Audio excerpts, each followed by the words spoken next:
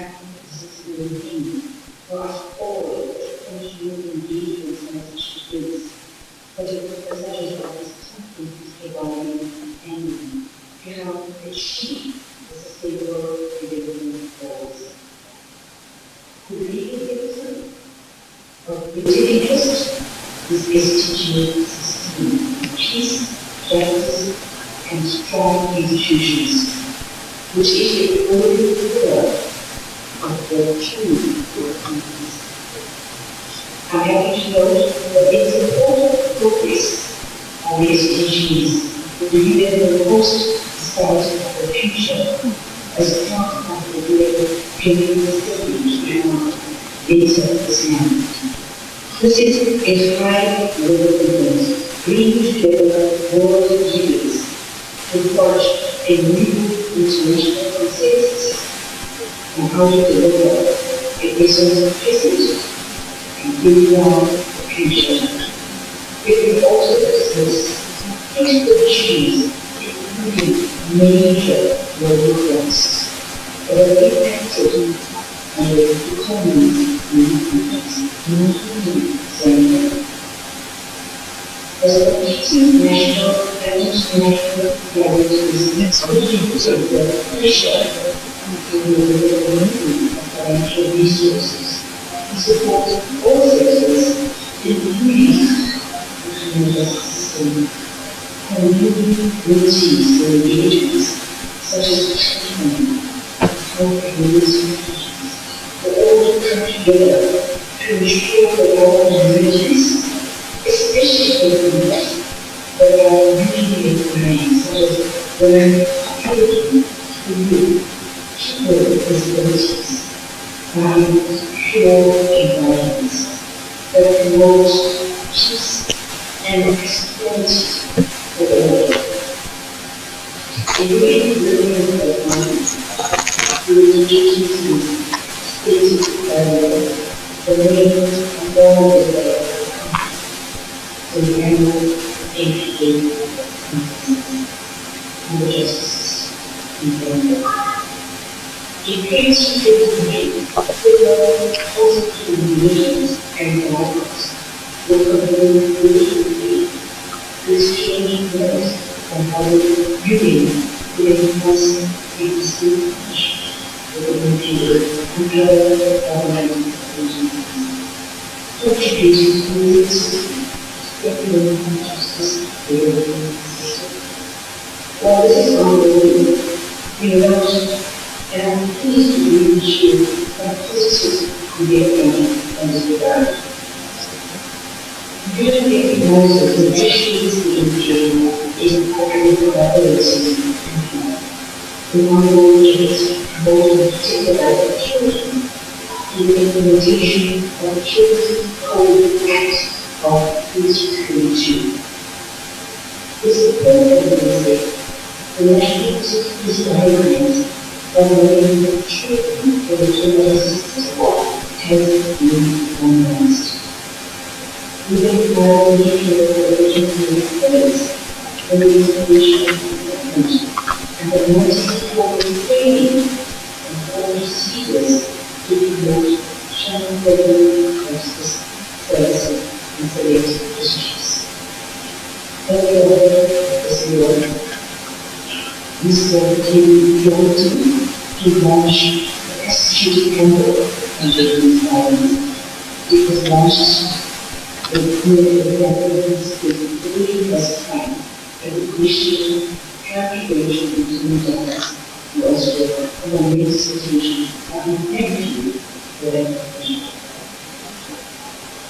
Ladies and gentlemen, this is enabling Zambia to meet international standards and championing survival primitive justice systems. It gives us the opportunity to coordinate effort for that implementation of all the doctrines produced, especially the biology of people in the prosecution in other cases, the journalists collaborate to take the review regional universities in technology to combat no transnational crime country-related criminal issues, corruption, trafficking in Zambia, terrorism, and some of the 10 violence with war members. These become innovative and collaborative approaches to build and exchange knowledge, skills, capacities, good practices, and experiences to effectively detect, gather evidence, prosecute, and cover cases. Another important to mention is that Zambia Constitution was really confidence in legal skill. Another revolution initiative is that the very contest this particular concept, global experts, but it really uses the certification of forensics. As I close, let me state that as a UN, we are pleased to note that the APA is taking another bold step in enhancing public prosecutions in the criminal justice system through the launch at this conference of the Prosecutor's Manual and Code of Ethics. And while not preempting what is to be shared, we applaud these positive endeavors in pursuing justice. I wish you all fruitful deliberations and look forward to deepening our collective efforts going forward. I thank you.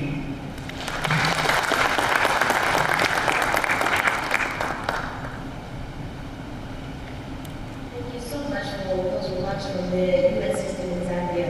At this point, I'm going to call on Ms. Bonapar, the Ambassador of Ireland, to give her remarks on the cooperation with Zimbabwe.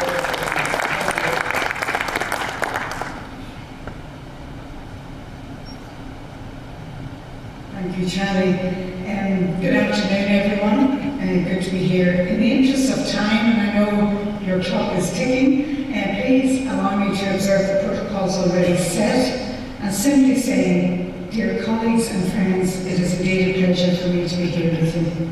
I want to thank the Honourable Director of Public Prosecutions for his invitation, and to thank him and his team for the wonderful collaboration with the Embassy of Ireland and our partnership with the Irish Rule of Law. We've been supporting an exchange of expertise between Ireland and Zambia for over 2 years now. I'm sure, Director, that you will agree that exchange has been extremely fruitful and something that we are incredibly proud of. We learn from one another. Similar systems, all too similar challenges, but with distinct and homegrown solutions. Ladies and gentlemen, the Honourable DPP paid a pioneering visit to my country, Ireland, last year, with a further visit by his hard-working team earlier this year. We were also privileged to welcome the Honourable Chief Justice to Ireland late last year, when he had a rich and productive engagement with his counterparts.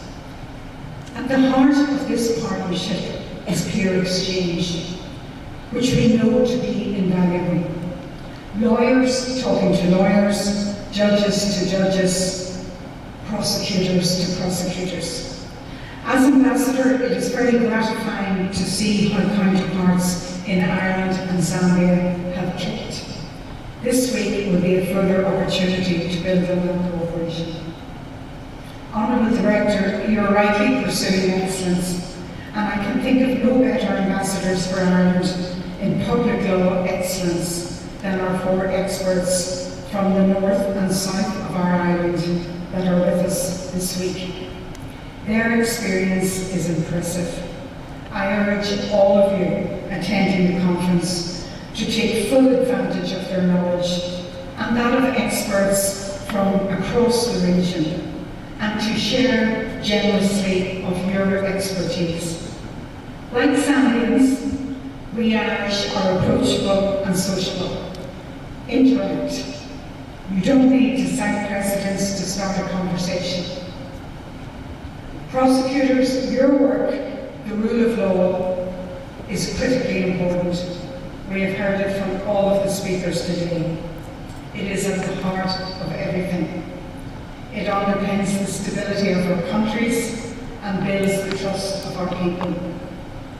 Globally, the need for rule of law that delivers accountability, open government, and accessible and impartial justice, while ensuring that all citizens and all institutions are answerable to the same rules, is more important now than ever, including here in Zambia. Your job is to enforce that accountability, fairly but relentlessly, and I hope the work that you do this week enhances your capacity and deepens your resolve. Let me end my remarks by wishing all of you a great week. I know the conference will be a wonderful success. I hope that you will build friendships, forge professional bonds, and enhance technical expertise in ways that can create the energy and innovation needed to achieve what is most important, to deliver the rights, equality and fairness demanded and deserved by all the citizens of this wonderful country. I can assure you that Ireland will continue to support you, your institutions and your people on that journey towards access to justice for all. Thank you.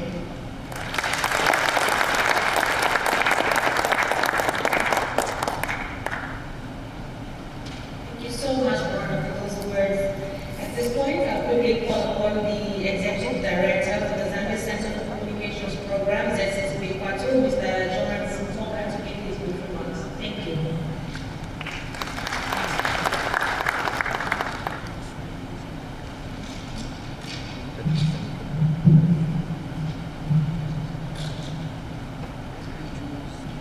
Good afternoon, ladies and gentlemen.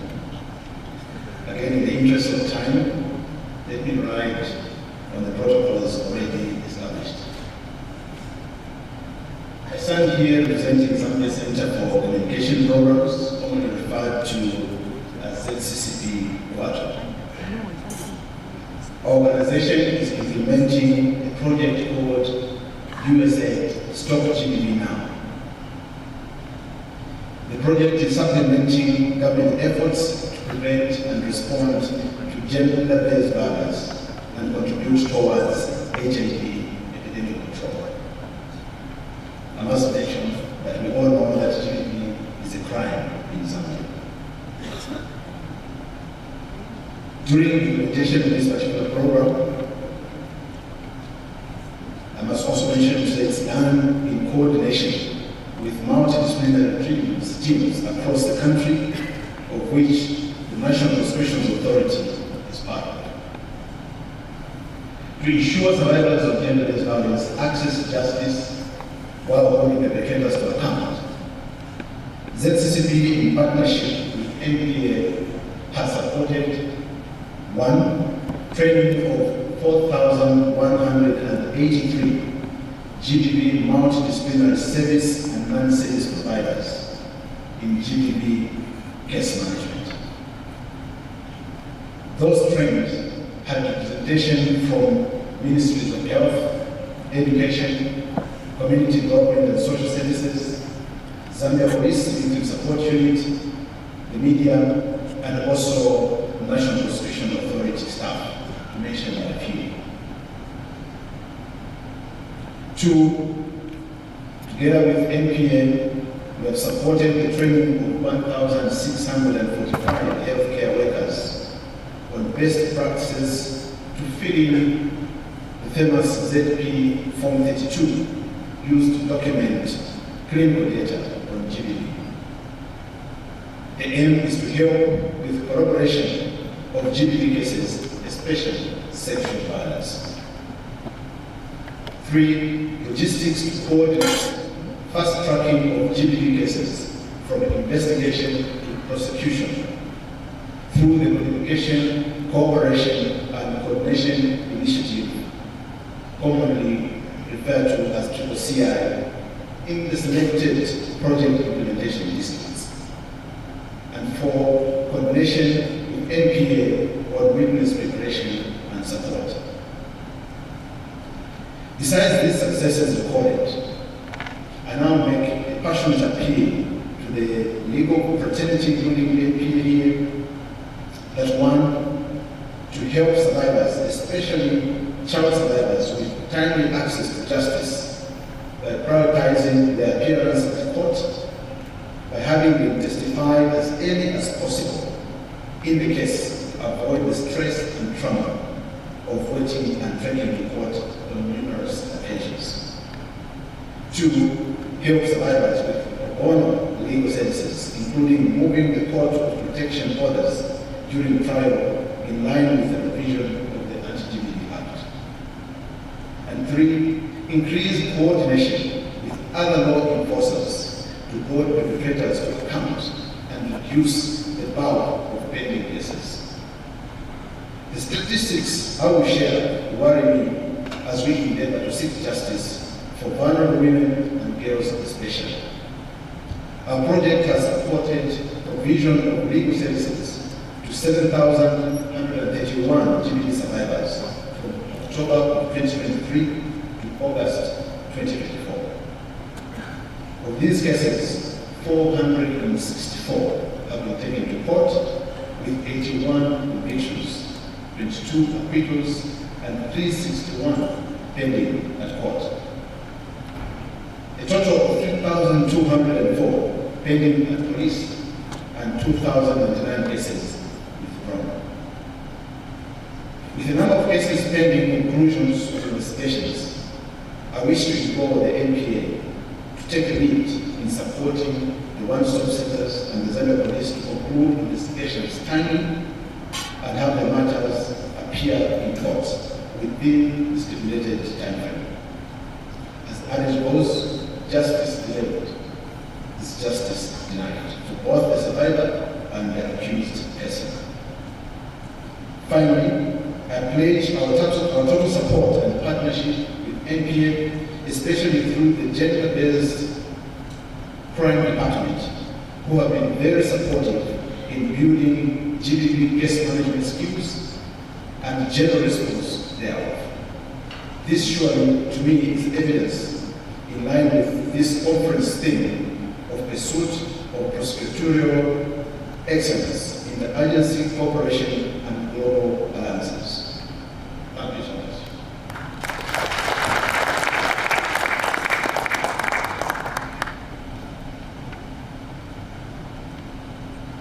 Thank you so much, Mr. Mutonga.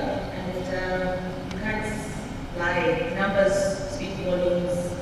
I think we have our work cut out for us in the management of gender-based violence cases in Zambia. And we're just happy that we're walking this journey with all the cooperative partners present here. And we look forward to the future where the women and girls in this country. At this point in time, our call was Norma Wanyama from the Anti-Money Laundering and Counter-Financing of Terrorism in Eastern, Southern, Central Africa, and Yemen to give her brief remarks. Thank you.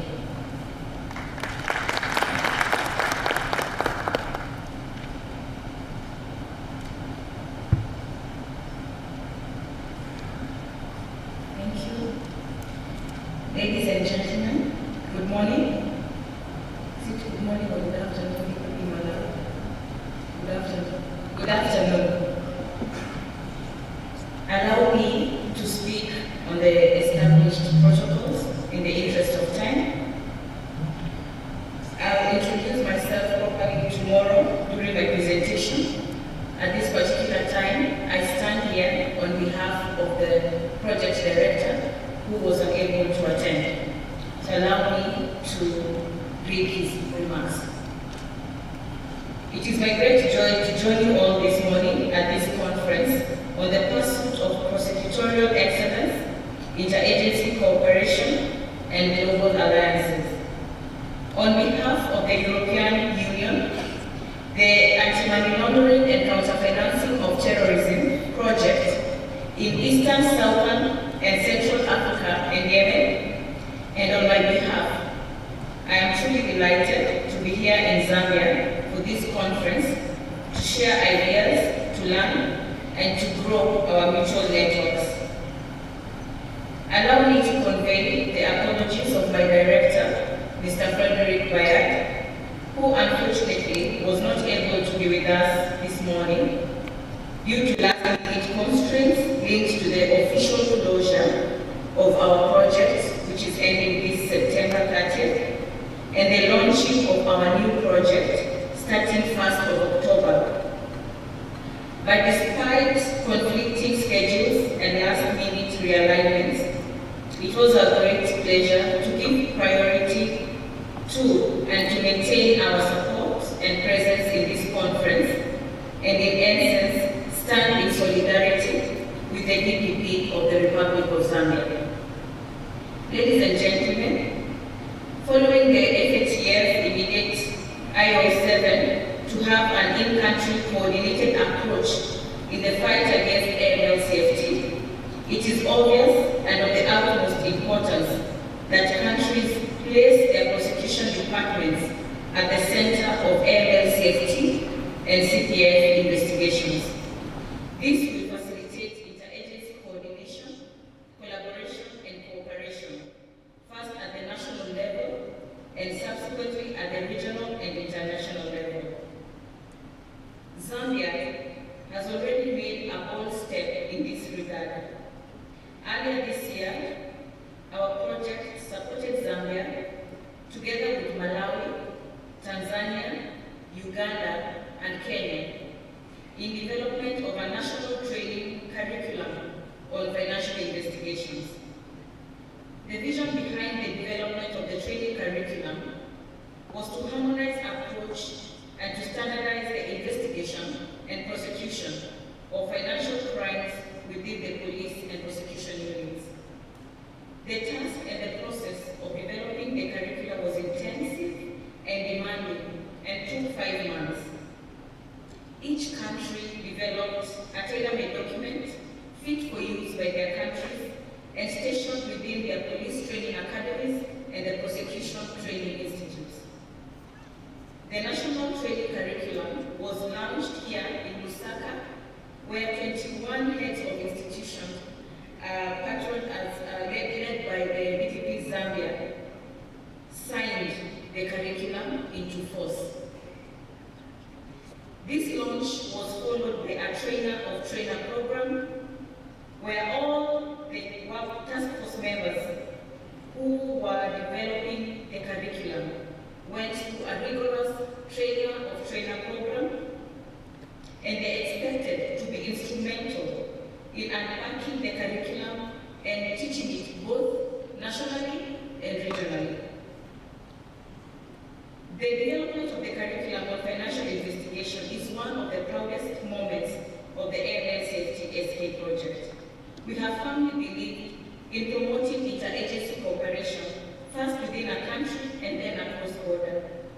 Organized crime knows no borders, and those tasked to fight it must also not be restricted by borders, but work together in a harmonized approach, not only at home, but with agencies and institutions across the region. To succeed in this and set up a policy, it is imperative to have a strong legal, fiscal, and administrative framework aimed at easing the process of financial investigation. This is what we have continued to recommend to our partner countries in order for them to be in line with the FATF's recommendations.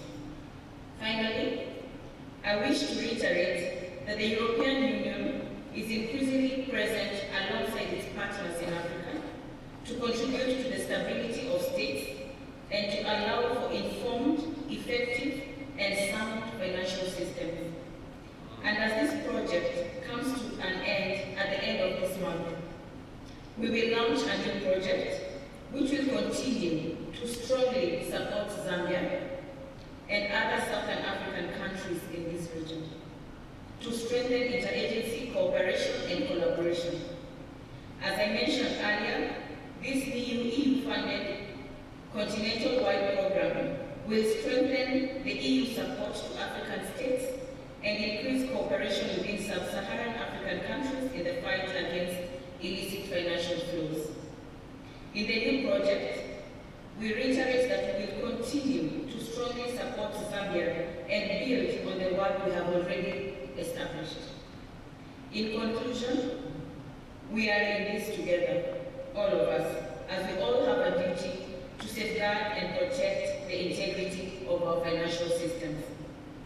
I wish you all a fantastic and productive week of exchanges and debates, and reiterate and assure Zambia once again of our full support. Thank you.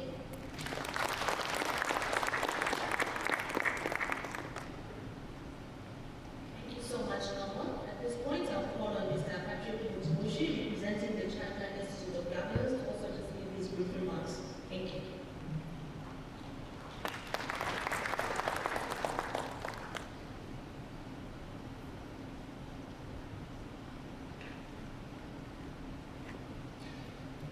Good afternoon, everybody. Just to say that I am with the Chaka Institute of Governance. I'm the senior consultant, and I support the work of Chaka here in Africa. I'm based in Zambia. The Chaka Institute of Governance is an international non-profit organization that is headquartered in Singapore. CIG, as we call it, works together with the local and national governments around the world to build and develop public service capabilities.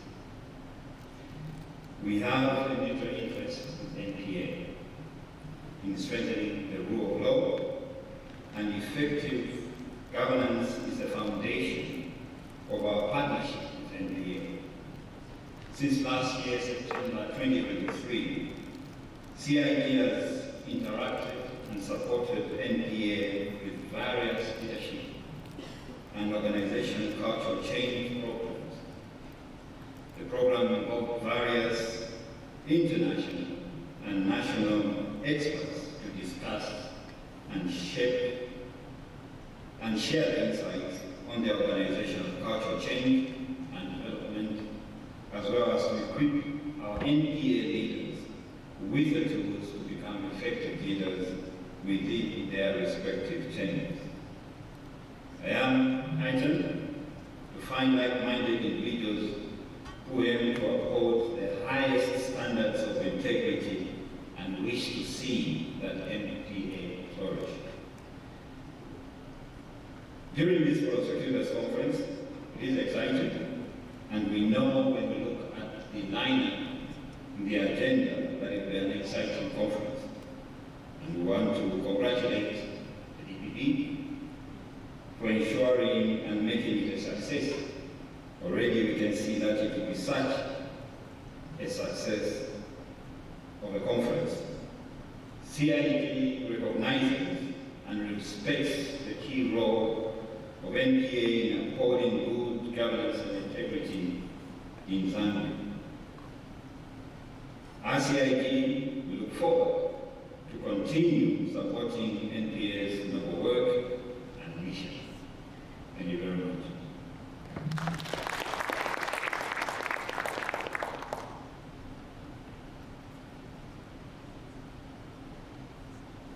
Thank you so much, Mr. Mutubushi. At this point, I'll call upon Mr. Julius Moriah from the Basel Institute of Governance, and he will be followed by Mr. Elias Banda from Wildlife Crime Prevention as we conclude this session of solidarity remarks from our corporate partners. Thank you.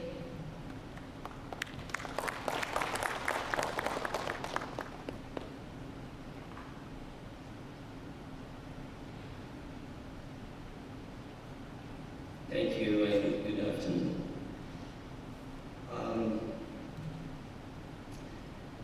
Allow me to write in already established protocols. I always say, distinguished guest colleagues, ladies and gentlemen, and within the short time that I've been given, allow me to recognize once more the presence of my former boss, Charlie Mubarak. And I promise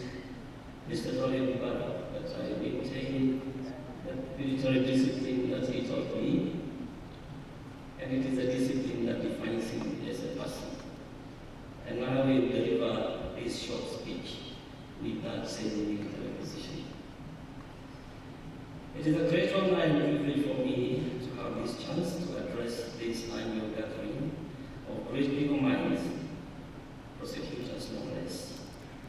It is even greater honor to speak in this most appropriately themed conference, the pursuit of prosecutorial excellence, interagency cooperation, and global alliances.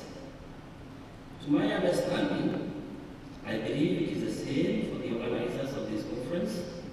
This conference seeks to examine the space and place of interagency cooperation and global alliances in enhancing prosecution of criminal offenders and confiscation of their illicit gains. The subject matter of cooperation and collaboration is at the very heart of the support programs run by the International Center for Asset Recovery of the Basel Institute of Governance here in Zambia and worldwide. And being faithful to this strong conviction, ICA's program in Zambia is aptly titled Supporting Zambia's Multi-Agency Approach in Fighting Corruption. Evidently, therefore, domestic interagency cooperation and forging international alliances with counterparts in other jurisdictions are key drivers of ICA's support to the partner agencies in the anti-corruption chain in Zambia. It is therefore no surprise that ICA always underscores the importance of joint training and gender parity in all its courses, including the trainer course in financial investigations and asset recovery that is currently ongoing here in Zambia. In addition, ICA is committed to support the full implementation of the interagency collaboration framework for asset recovery in investigation and prosecution of complex and high-priority cases with international perspectives, as well as establishment of an efficient and effective asset management system. This year alone, ICA has facilitated 15 in-person and online operational meetings, especially focused on advancing high-priority cases. ICA is also committed to supporting the efforts of Zambia's agencies to bring down all barriers to effective domestic and international cooperation. And in this regard, ICA is humbled by the opportunity it has been granted to support the process of reviewing the Mutual Legal Assistance in Criminal Matters Act, a law that is critical in facilitating international investigations. It also comes at an opportune time when the number of transnational cases is on the rise. Clearly, the impressive numbers and the value of assets recovered in the last 1 year by the NPA and other agencies stands testimony to the benefits of interagency cooperation and enhanced cooperation with international counterparts. With a sustained and resilient pursuit of this approach, criminals in Zambia and the corrupt have real cause to be afraid. I thank you.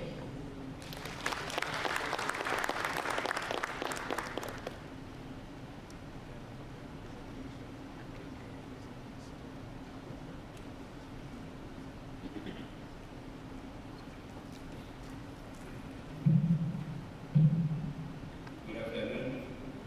Permit me to write on the protocols that have already been observed. Distinguished guests, ladies and gentlemen, what I've already mentioned is pleased to be invited to this year's Prosecutors Conference under the theme, the Pursuit of Prosecutorial Excellence, Interagency Cooperation, and Global Alliances. The theme for this year could not be more timely or significant. We are living in an age where crime and its challenges are not confined to national borders.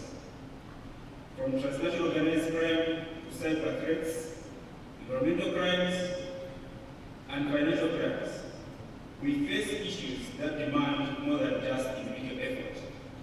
They demand collaboration. This is why interagency cooperation and global alliances have have become not just ideals, but necessities to prosecutorial excellence. Wildlife crime prevention commits its partnership with the National Prosecution Authority in fighting environmental crimes. We are confident that this conference will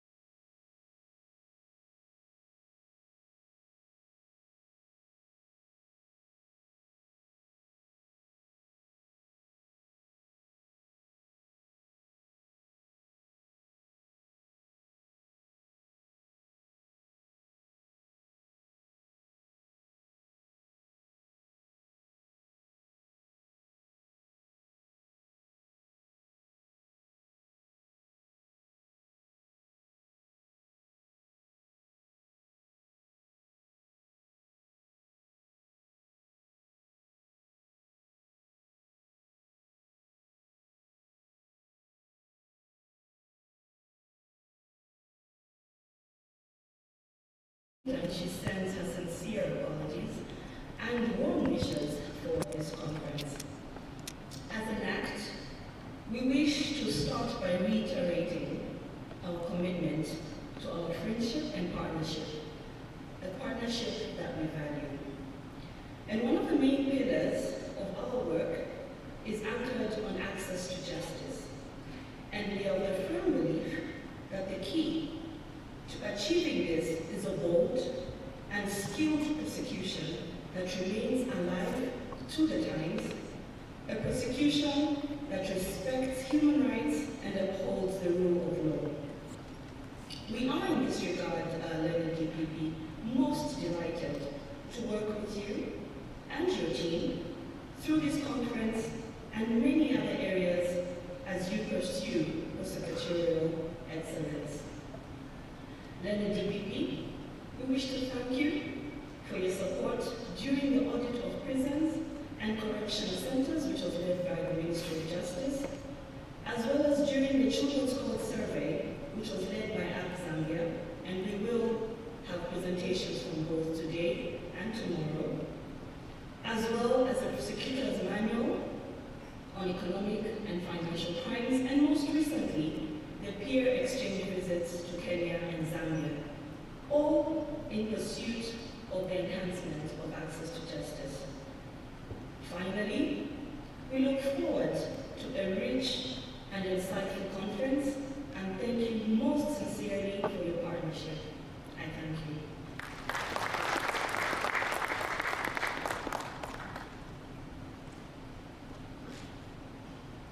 Thank you so much, Joanna. Finally, we can get into the meats and business of why we are here. I will call upon Brasilia to spearhead the discussion on the establishment of the Economic and Financial Crimes Court rules and procedures. Thank you.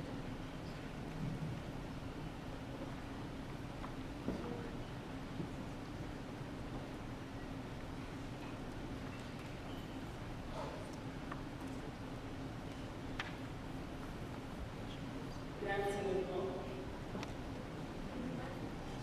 The Prosecutor General, Madam Imano, Learned Director of Public Prosecution, Mr. Gilbert Puri, State Counsel, allow me to write the protocols that have already been established. Thank you.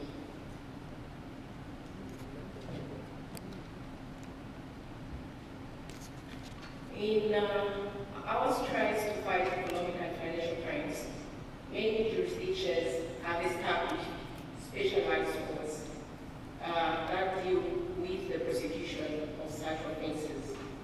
These specialized courts have either been established as divisions of the courts or by appointing a set of adjudicators within those courts to look at these specialized crimes.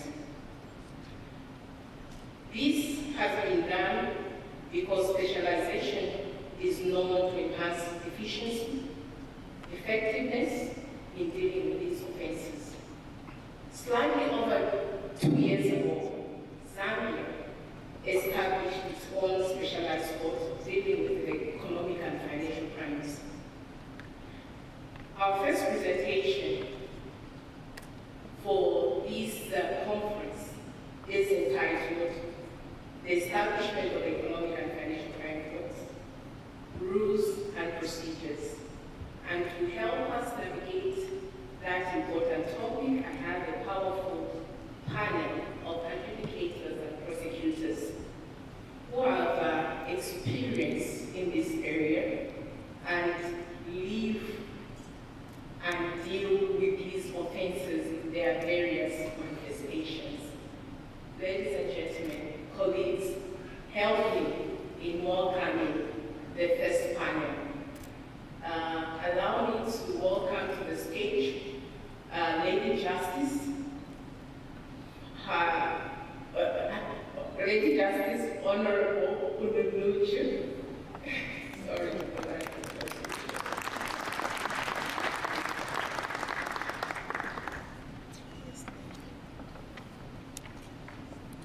Who is the first speaker for this session. Also allow me in welcoming to the stage Honorable Stephen Yinya Oko, Principal Resident on Street.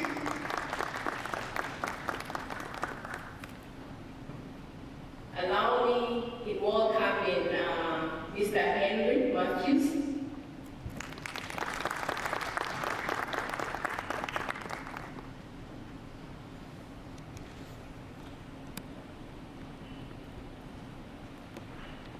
And last but not the least, allow me to welcome Mr. Chipawa to the stage.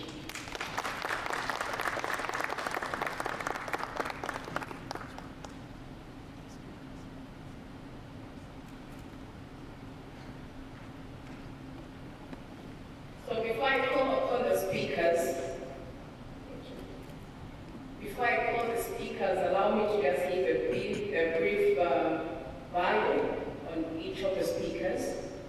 Honorable Lady Justice Mrs. Anne Malata Onomoju is the judge of the High Court of Zambia, specializing in the adjudication of economic and financial crimes.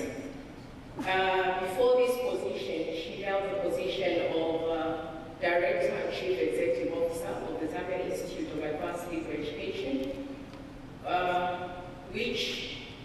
in which Roche was responsible for overseeing legal training programs, including the legal practitioners on finance. She holds a master's in international human rights, and she's certified in mediation. The other details of the bio are as shown on the screen there. Thank you so much. Allow me to welcome her to the podium to make the first presentation. Thank you.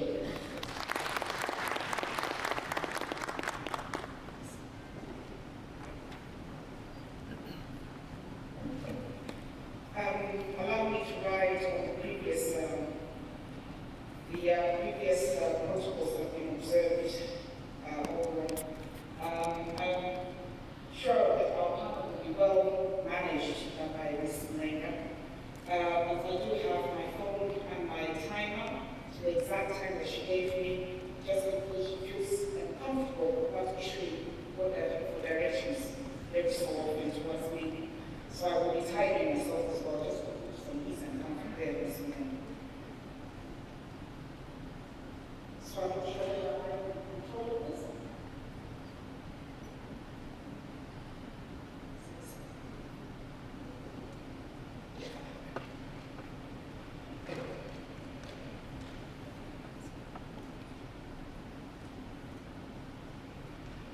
So our theme for today, distinguished ladies and gentlemen, is the pursuit of prosecutorial excellence, intergovernment, interagency cooperation, and global alliances. I just wish to state Council that we're very honored to have been invited to participate and give our presentation to this very, very honorable House today. Our presentation is the Economics and Financial Crimes Court Rules and Procedures. And my presentation today will focus very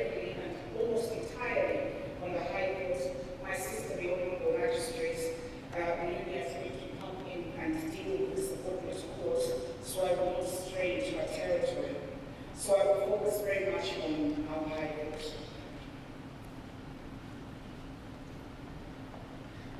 So I begin by reiterating, I think, what all the other speakers started with, which is around the importance of fighting economic criminality, the impact on our public confidence, government departments, and the administration of justice generally. The recognition worldwide of the very clever and clandestine nature of economic criminality, which makes it particularly tricky and difficult to prosecute cases there.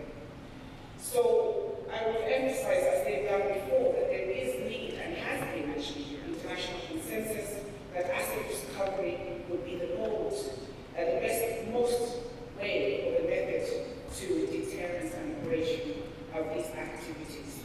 So having its genesis in the 1989 Vienna Convention, asset recovery has now become a useful tool with which both developed and developing countries can recoup some of the assets funded by criminals domestically and internationally through mutual legal assistance.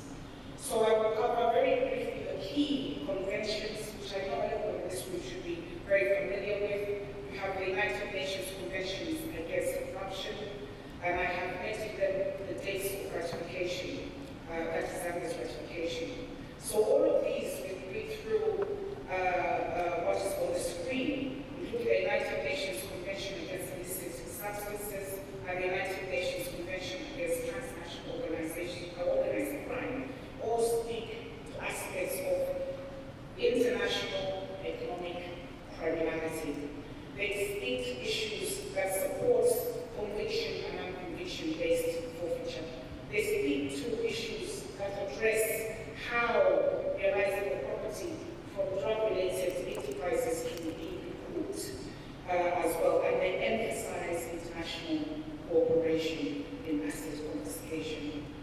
So on my next case, I just emphasize that Zambia is very much on board with that. I have quoted from the celebrated Supreme Court case of the People versus Austin Chisambo, which is appeal number 2291 of 2014. And the reason why I emphasize this case is because it not only explains the forfeiture acts in detail, but also really speaks to why Zambia has joined in the fight against economic criminality. So the quote is simply, all these conventions sought to introduce international standards in the fight against corruption, illicit trafficking in drugs and psychotropic substances, and transnational organized crime. Zambia's ratification and ascension to these instruments evinces the direction that the country is taking.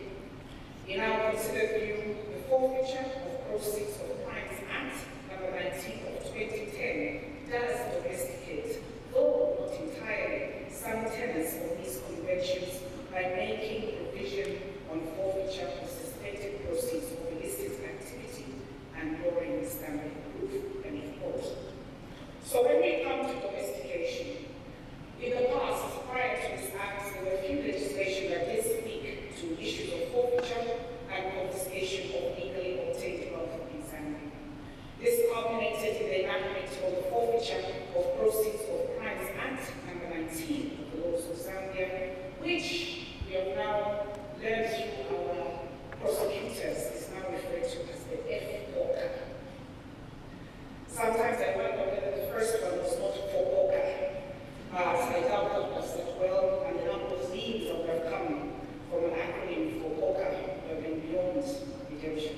So we're happy to have adopted our prosecutors' use of the acronym F-OCA. So other laws that actually speak to forfeiture include the Prohibition and Prevention of Money Laundering Acts, as well as Act No. 44 of 2010, the Narcotic Drugs and Psychotropic Substances Act, and case by mistake should be Act No.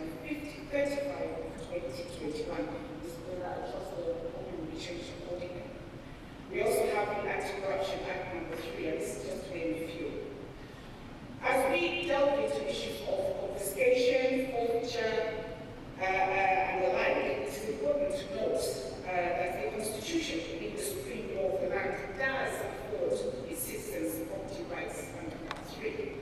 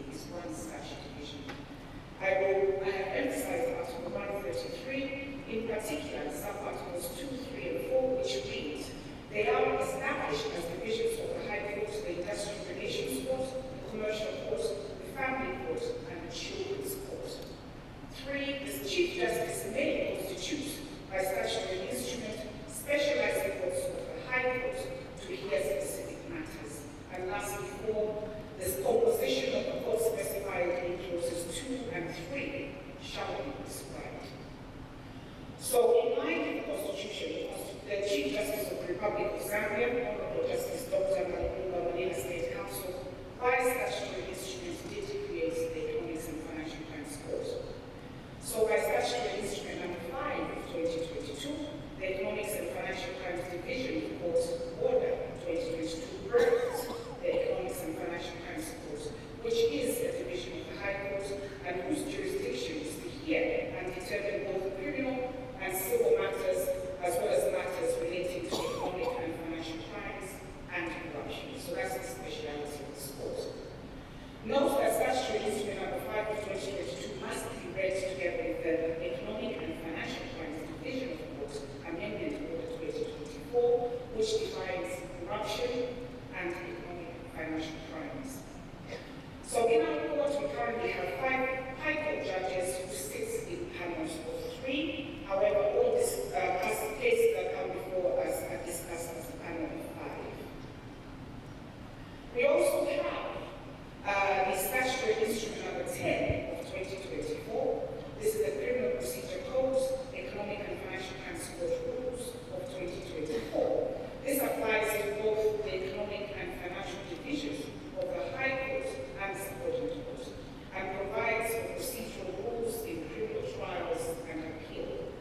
So the EFCC currently uses the existing High Court rules, but due to the fast-track nature of the court, there is need to create further rules that speak to and support its nature and indeed its purpose. So I also want to highlight the matters that are currently heard in the Economics and Financial Crimes Court, and they're not exhaustive. This is petitions, we hear applications for forfeitures, restraining orders, and confiscation orders. I might point out, and this is really a challenge to the prosecution hearing, that we haven't quite had restraining and confiscation orders applications quite yet. So the focus is mainly on forfeiture. So these are summons and motions. We also hear appeals from the subordinate court. These are criminal and civil appeals.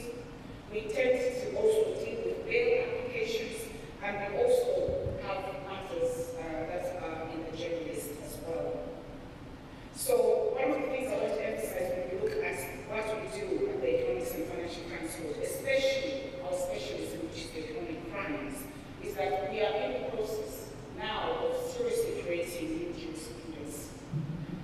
I don't think that there have never been as many cases coming through, whether it's conviction-based or non-conviction-based rules, as much as they are now. Being mindful that we're a very young court, we rely very heavily on international precedents, especially with like-minded jurisdictions who follow the common law and have similar forfeiture rules prevailing in their countries. So the need for all of you here, just as we do, to refer to international cases, best practices, is absolutely key. And it is determining the rules or the direction in which our jurisprudence, which is our going, will go. So as much as we can be in the forefront for that, we also depend on all of you seated here to also assist us. So when it comes to forfeiture of proceeds of the Crimes Act, the preamble of the FOCA provides as follows, and I will quote all of it. An act to provide for the confiscation of the proceeds of crime, provide for the deprivation of any person of any proceed, benefits, or property derived from the commission of any serious offense, facilitates the tracing of any proceed, benefit, and property derived from the commission of any serious offense, provide for the domestication of the United Nations Convention Against Corruption, and provide for matters connected with or incidental to the foregoing. Now you know that in the Yado case, which is a 2014 case, the Supreme Court did not, as much as we have domesticated the United Nations Convention Against Corruption, is not in its entirety. So there's still much work to be done there.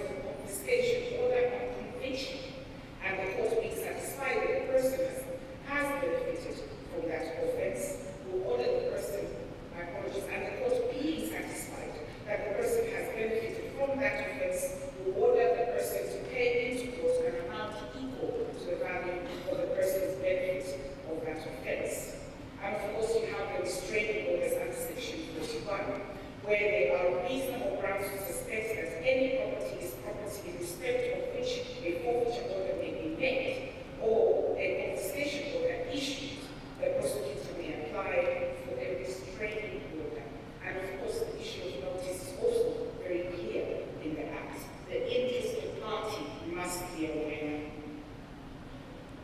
The famous route is usually the non-conviction-based forfeiture, as legislated, something that is supported by international practice and norm as well as conventions.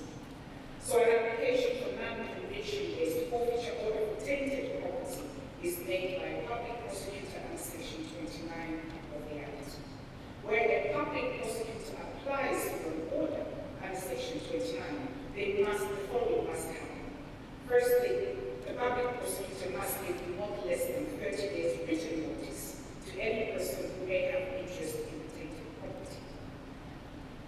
Now, this interest, the issue of issuing notice is an interesting one, because sometimes prosecutors will actually have direct knowledge of an owner, and other times it's a bit sketchy.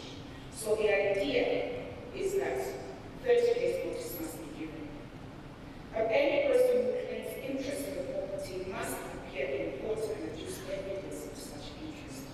The court may direct the public prosecutor to give notice to any person who, in the opinion of the court, and indeed the prosecutor, appears to have interest. So where is it sketchy?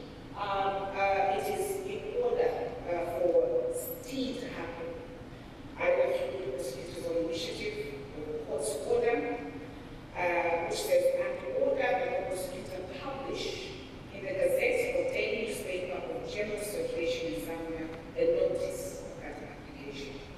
So any person who puts themselves forward as one with interest in the property is referred to as an interested party.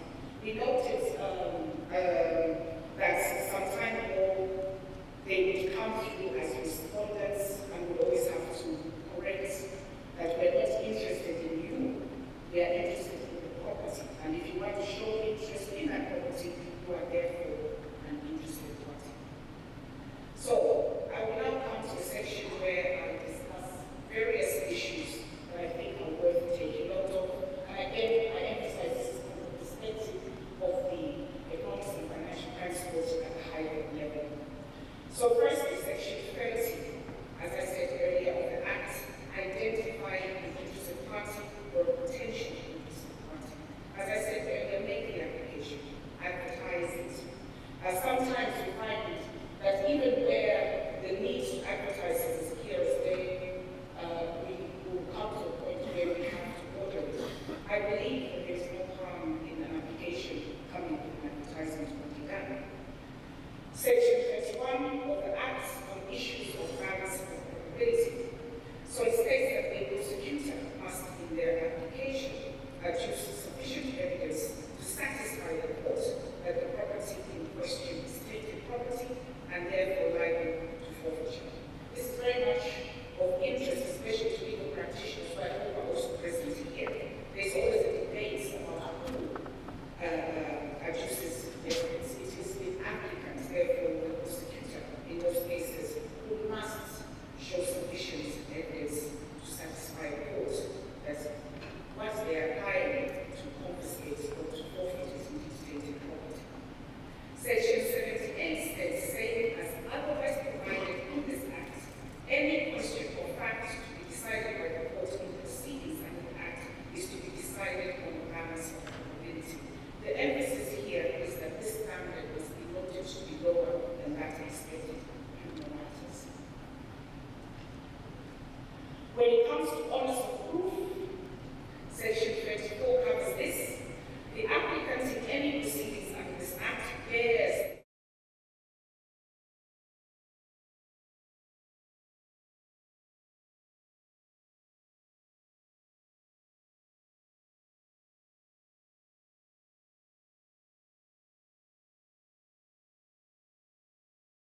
now, once that is done, the table strike, Section 71, brings in the issue of defense. It actually states that it is the defense under this Act if a person satisfies the court that the person had no reasonable grounds for suspecting that the property referred to in a charge was derived or realized directly or indirectly from any unlawful activity. So that means now that interested parties has been provided with a very clear line that clearly outlines what your defense is. You must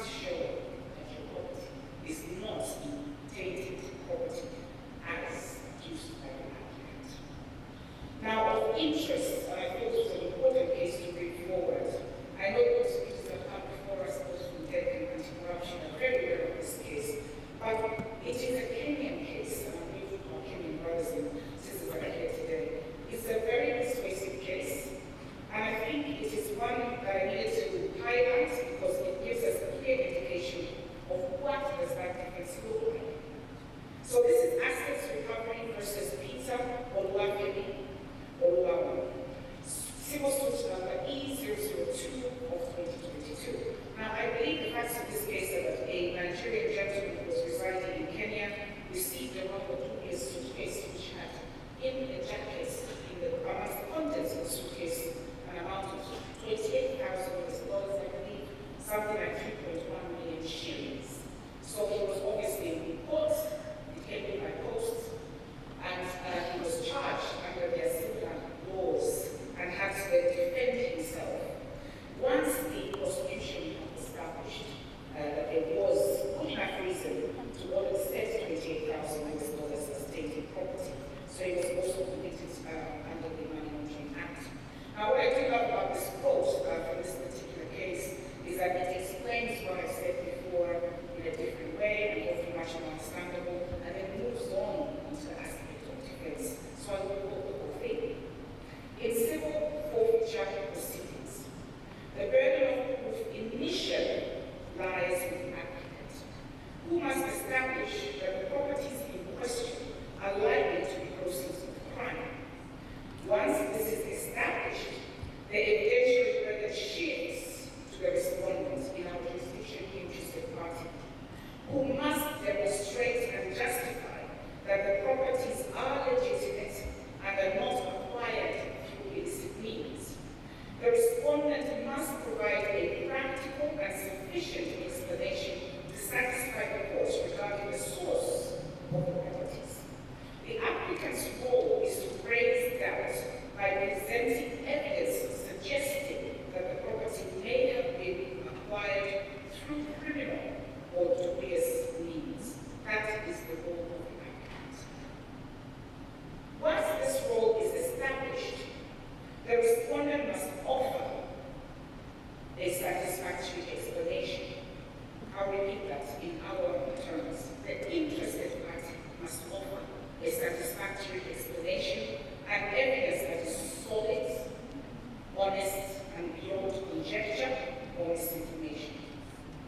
The evidence must be clear, logical, consistent, believable, and convincing. The respondent must demonstrate honesty and avoid being evasive and scapegoating or misleading. Acceptable proof often includes payslips, bank statements, money transfer records, testamentary wills, and the like, provided the information substantially reduces the doubt raised by the applicant. It must reduce the doubt raised by the applicant. The beauty of this course, in my humble opinion, is that not only does it state the defense of an interested party must meet the standards of the defense I must emphasize, but equally it mirrors the work that the prosecution needs to do in order to not only establish the property is tainted, but to ensure that the court believes and keeps believing that that property is tainted based on the evidence that they have produced. Remember that the defendants, the interested party, is also working hard to substantially reduce the doubt raised by you. Solid, honest, and beyond conjecture honest information. Clear, logical, consistent, believable, and convincing. Honest and avoiding being evasive, scapegoating, or misleading. That is what we are to do as prosecutors. This standard equally applies to the evidence that you produce before court. So an interested party has got to substantiate their claims.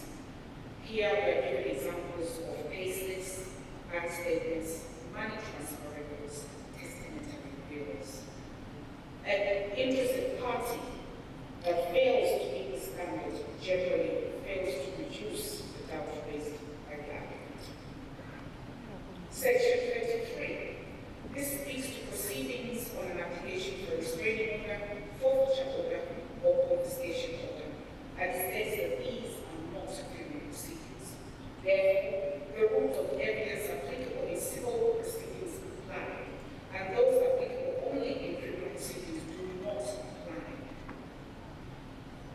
applications for forfeiture orders and indeed the order itself is not affected by the outcome of criminal proceedings or investigations. We really need to emphasize this, though it is now becoming normal based on the judgments coming out of our courts. It is not about the person and the property. I've emphasized this. The act follows the property, not particularly interested in the person. One cannot self-refer to the other. I am guided by the case of the Director of Public Prosecutions and a Diraj Dutta. This is a 2020 HP 1387 where the court held, and as I quote, whether or not there is a criminal prosecution or conviction, it does not affect the case of recovery of assets reasonably believed to be proceeds of crime. A non-conviction-based forfeiture can run parallel with criminal trial. End quote. This is backed by section 71(3), which states that the offence under subsection 1 is not predicated on proof of the commission of a serious offence or foreign serious offence. Non-conviction-based forfeiture is unique in the manner in which it approaches evidence, and indeed the manner in which it approaches the tainted property or alleged tainted property. It is not interested in the person but the property. And once an interested person comes forward, their job is simply to ascertain or show or satisfy the court that they obtained or acquired or control that particular property through legitimate means. It is not predicated on proof of the commission of a serious offence or foreign serious offence. I will take us now to the other pertinent statutes, that is Statutory Instrument number 10 of 2024, the Criminal Procedure Code, Economic and Financial Crimes Code Rules 2024. So as all of you know, this act came into place or operation on the 1st of March 2024. So section 17 clearly states that any proceedings or appeal pending immediately before the commencement of these rules shall be deemed to have commenced under and continued in accordance with these rules. Matters commenced prior to the 1st of March 2024 therefore found themselves falling foul of these rules. Now we were brought up in one criminal matter in this way. We are starting well before, I think it was February, the accused person to plea, and I believe that the evidence correctness that the trial commenced in essence. So I wanted to emphasize this because there's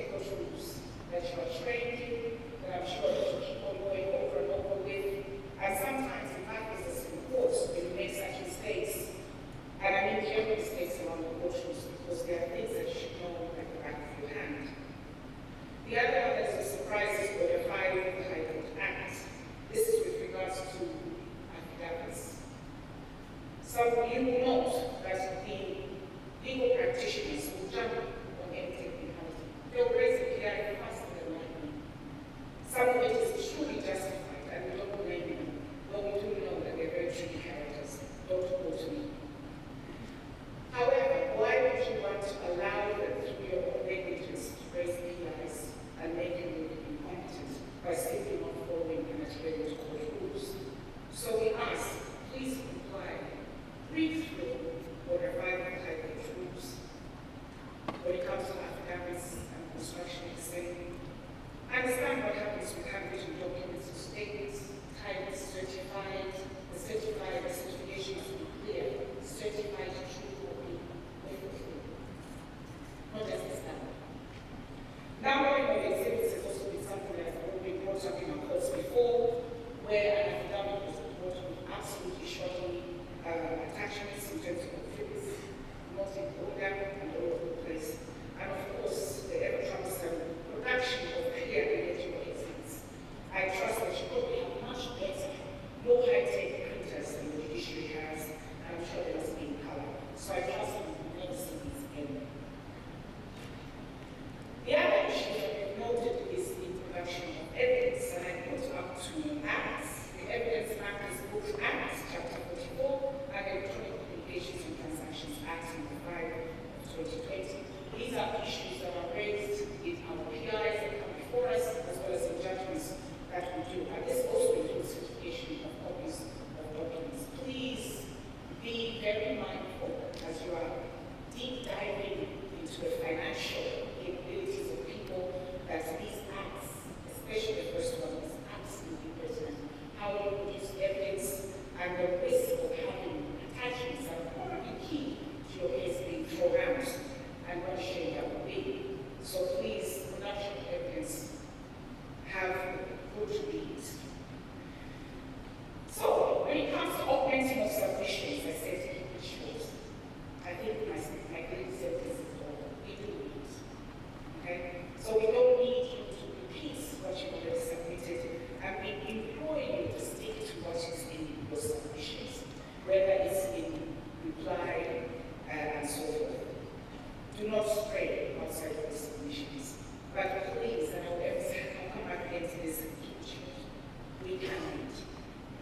The preparedness of advocates is another issue, and I think that by court we want me to bring this forward. It is important to know that they hear that despite some setbacks in terms of preparedness, which you picked up, it's like a teacher who looks at someone's homework. I can tell how long you spent on it and how much effort you put in it. And we equally see the same thing with your submissions. It's easy to see what's showing and what's not. And this applies to private ways as well. So please, as much as we have improved noted improvement, this is what we have to say about this.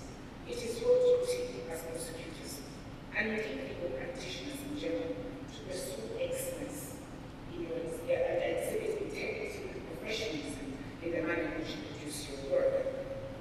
So I would like to urge the heads of the LAs and the LAs to enhance and really round up training, especially when it comes to our court of practice generally, through CPDs and professional development courses. I will emphasize here that we have seen management. And there is, and I want to see my friend going with that one, and we have seen this, and it comes true in the confidence that you as prosecutors exhibit when you come before us, the same way your friends who are equally paid, as earlier said, a great deal of money in some cases to come and destroy your evidence. Also, when they've done their job well, you come with a great deal of confidence. It shows the work that you present, you are confident in what you're saying. It shows that your investigations were well done. You've put together everything and all in mind. You fully have accomplished enough evidence to produce before a court to satisfy us that this is tainted property. But always remember that the other side of it is that your friends have equally come well armed and ready to attack you and destroy you. Please, and lastly, do not expect the court to fill in the gaps. We are empires and cannot wade into the arena. Our people are just as well. Don't bring shortly half-made work and expect that we do the effort for you. We will take your word into the and we will do accordingly. So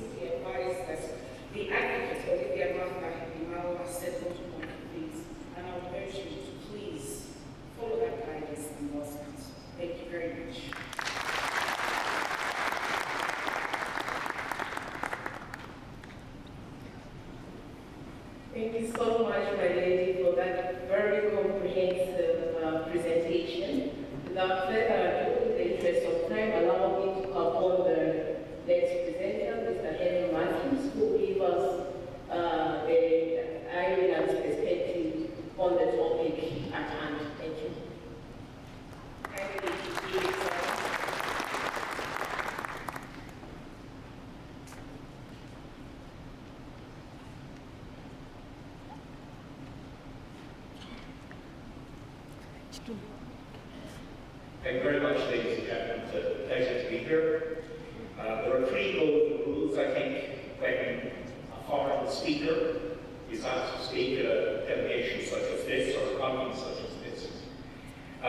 First is not to claim that your system is perfect, and I can tell you the Irish system is far from perfect.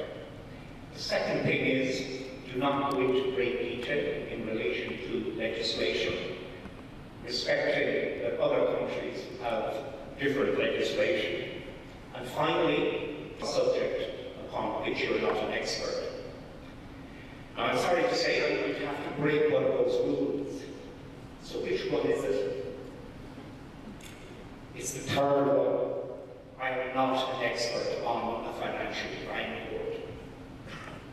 There is no European expert on financial crime courts, or certainly not in the Commonwealth system.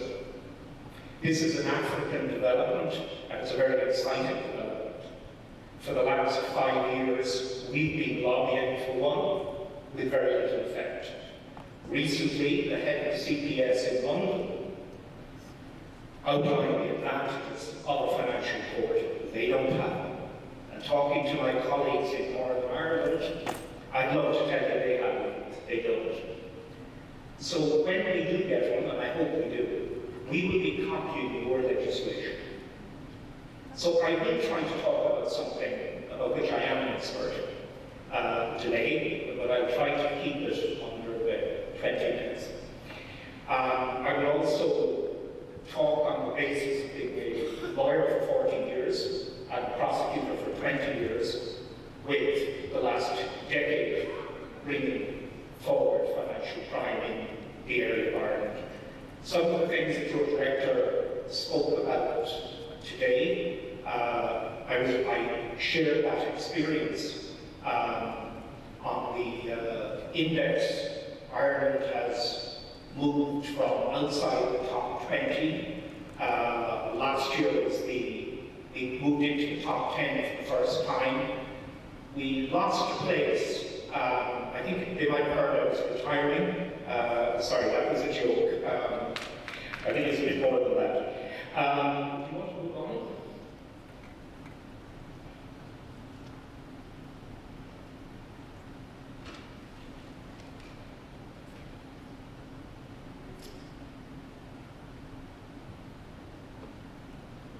Okay. We have an expression in Ireland which we call plamance. And plamance essentially means praising somebody in an sincere way. But that would be a little bit, you wouldn't quite catch it. It's a concept you don't have in English. It's sincere, deep down. It's praise, deep down. This is actually real praise. I think this is a superb decision. It is so obvious as to why a financial crime court is necessary. Financial cases are complex. They require an understanding of the industries upon which it's operated. So, for example, if you have a stock exchange case, you need to have knowledge of the stock exchange. If you have a financial case, you need to understand what the financial instruments are. And it's not that the judges can't learn them and can't learn them from the advocates. It's simply that the next case will be a domestic violence case, the next case will be a murder, the next case will be something else. And to keep and retain that knowledge, you need to build on a platform of sound foundations. The next thing is delay. Delay breeds delay. And if you have a situation where the prioritization must be given to cases of violence, you cannot expect a financial case to get priority. Even though, if you have an understanding of financial cases, they're effectively economic treason. They take from the most vulnerable areas of society and use it for their own personal gain. So a financial court should be delivering quick and efficient justice. It also should be bringing savings, because every time we put a financial case together and it doesn't go on, money is lost out the window. So all in all, it's an excellent idea. And I say thank you. Please. Next slide.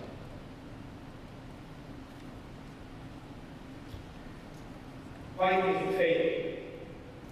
Well, let's go through these ones.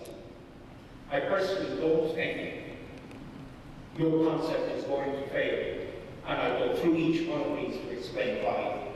The first thing, I have read my colleagues' presentations. There is clarity on the issues. There is an understanding of why it's needed to maintain expertise, to develop knowledge, and to prevent delay. That is there, everybody is clear on the necessity for it. The leadership is quite clear that it's very strong leadership. And it goes from the top, from your president. The power is in the people elected on the platform to defeat corruption and to fight economic crime generally. It's been handed over to your director. Hearing you speak today, there can be no lack of clarity about the direction on which he wants his organisation to go in. A possible problem might be opposition for the sake of opposition, and I was very diplomatic here. There are vested interests who do not want change. They do not want the fight against corruption and economic crime to succeed because they're making too much money out of it. That might be one reason why the project might fail. But if you acknowledge that this is a possibility, and you can argue your case for the economic crime, those people will be rendered useless. Another reason why it might fail is common to everywhere else. It is failing to resource, failing to train, failing to give good guidelines. Again, from what I've heard, a couple of conversations I've had certainly in the margins of this conference, that seems to be okay. You seem to be able to, you seem to be on the right track. But you have to keep it on the right track. Because if you don't constantly review and monitor the whole process, then an early success may turn into failure. Moving on.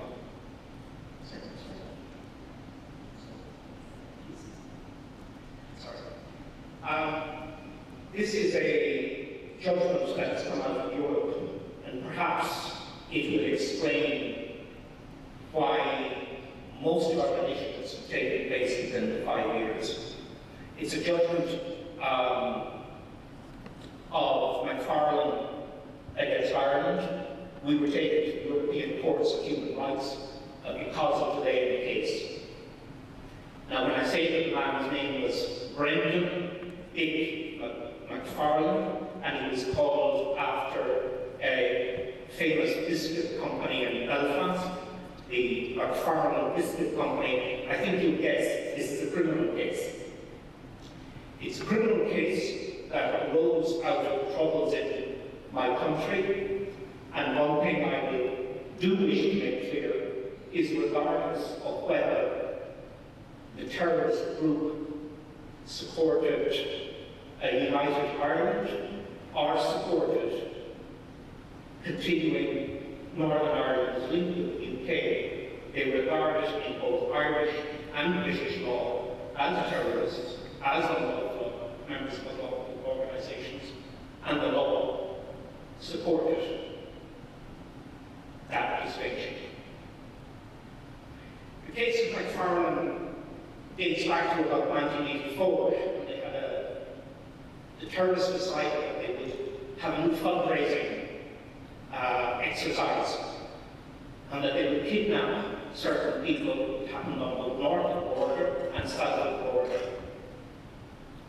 In a small country where everybody knows everybody, it was probably doomed to failure because most of the victims were located as a result of cooperation from the public.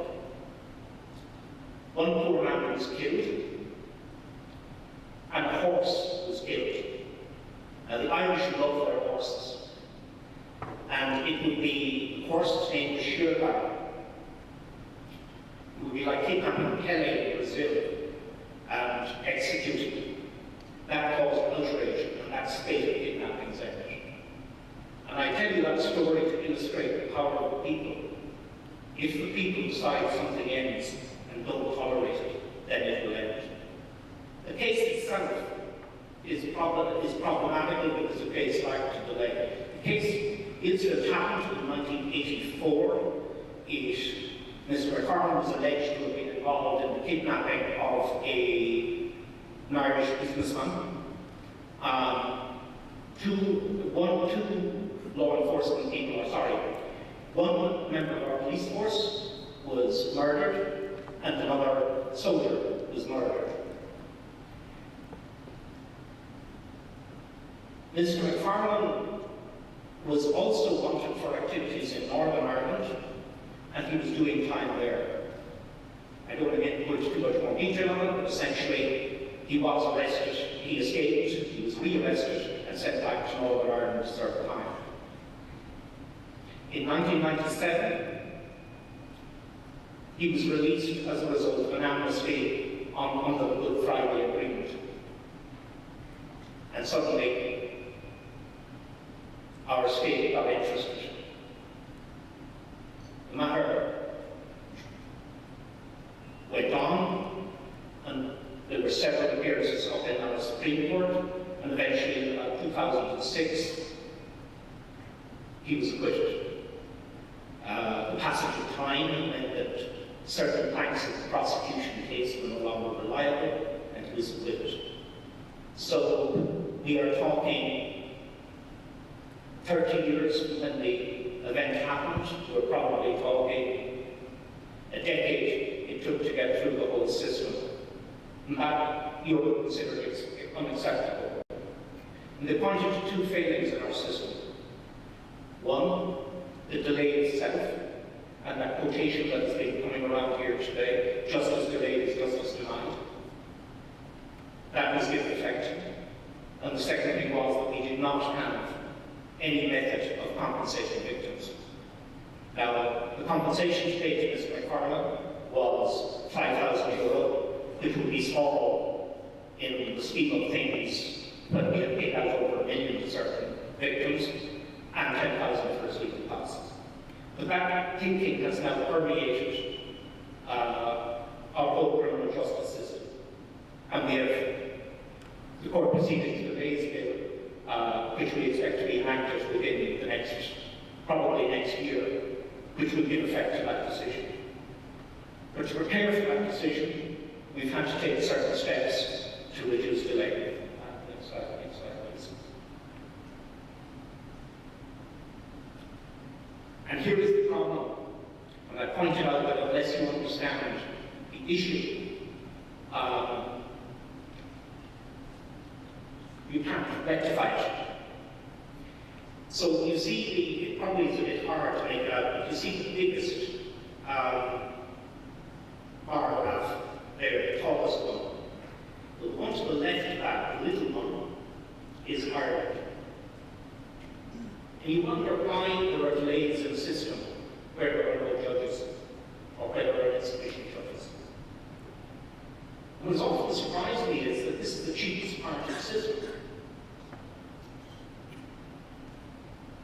If a judge has 20 cases on his list, or 30 cases on his list, and none of them can get on, you have 20 or 30 lawyers waiting outside, you have witnesses, you have, in the financial cases, people whose time is literally thousands of money. It's simple to rectify it. But we blamed everything else, apart from lack of resources. That is now being tackled, and it's difficult to tackle because you can't wave a magic wand produce judges. But slowly, we are building up from that and ensuring that there are sufficient judges to take over the system. Next slide, please.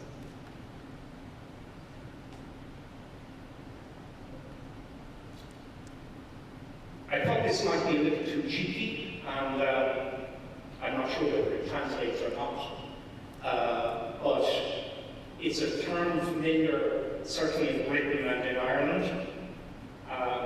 I've seen reference to it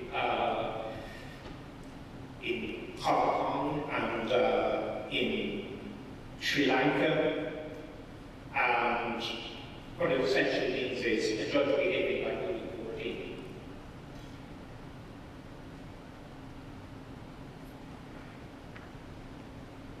In my view, it's complete nonsense. We do have judges who do behave like that.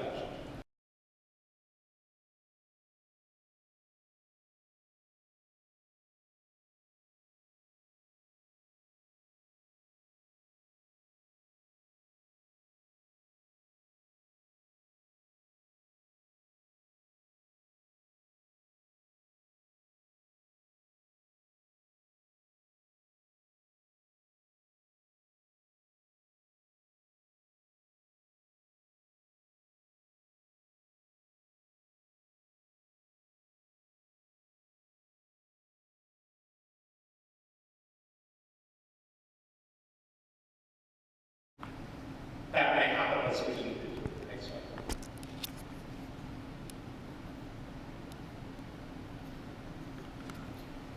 Changing the image. This was a great idea, which personally I think has failed. I think it's nonsense. I think Judge Kelly has spoken, or certainly if he hasn't, Judge Owens has spoken here. They're not these men who they are not, they do not suffer from their lives. They behave judicially. And an illustration of how this doesn't work is, I was in court about a week after this came in, when a judge when a barrister had mistakenly called a judge my lord, and he said, I'm a judge.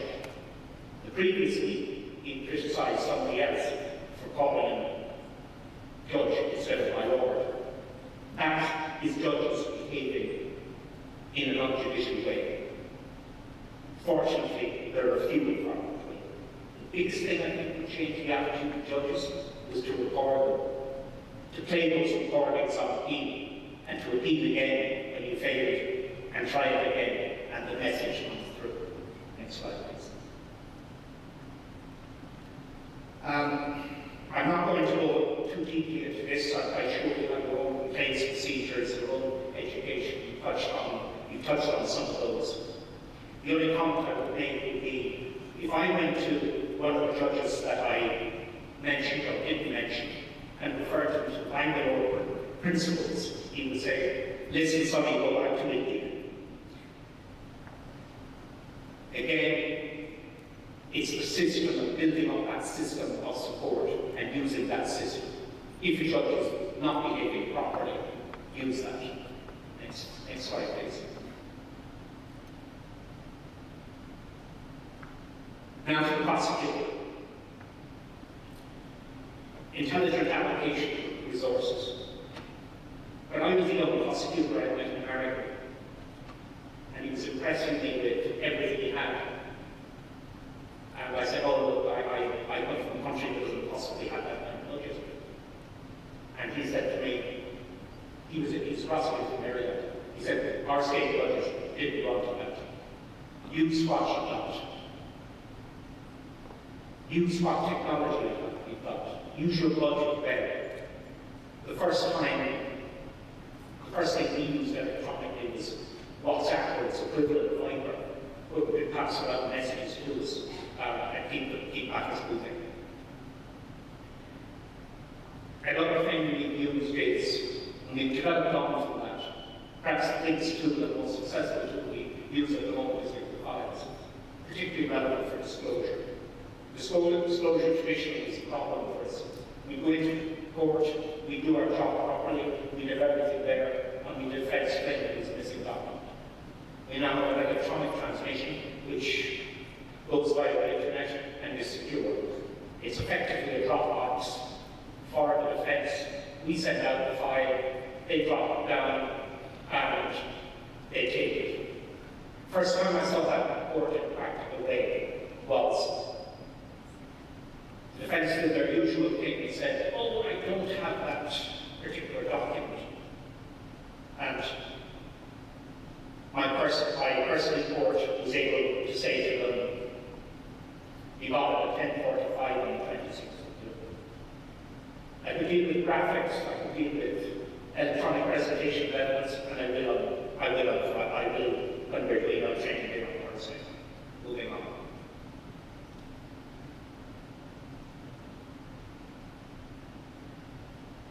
Two systemic changes we've med. Criminal Procedure Act 2021.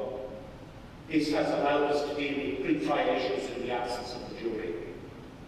What that means that all issues are decided before the case goes to the jury. That has saved a huge amount of time, because in most economic cases, once the issues are over, they're over. Now I see there's reminders that the time is up, so I am going to conclude. This was got poor with the Irish system. I do hope that, in the interest of collaboration, that we get an opportunity to talk, particularly in relation to the economic crime court, and hopefully we can talk about it over coffee and over relaxed way. Thank you very much.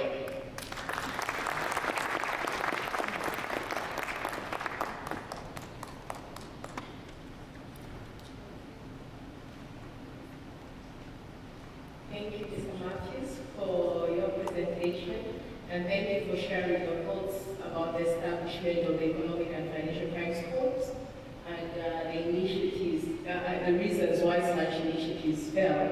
And we want to assure you that we will do everything possible to ensure that this particular initiative does not fail. Thank you so much. Now, Mr. Henry Matthews is a qualified solicitor who joined the Office of the Director of Public Prosecutions in 2001 and moved on to the Anti-Corruption Commission unit in 2003. In 2011, he established and managed the Special Financial Crime Team, which evolved into the Special Financial Crime Unit, which expanded their mandates to include money laundering and asset recovery.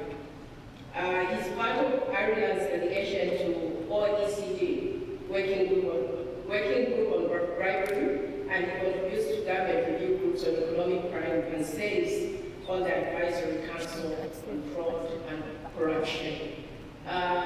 Distinguished ladies and gentlemen, quickly we move on to the next presenter.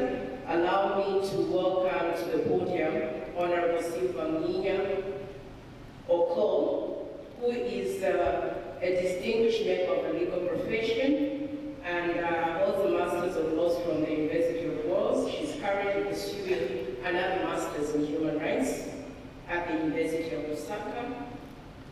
She is the principal resident magistrate in the Economic and Financial Crimes Court in the subordinate court.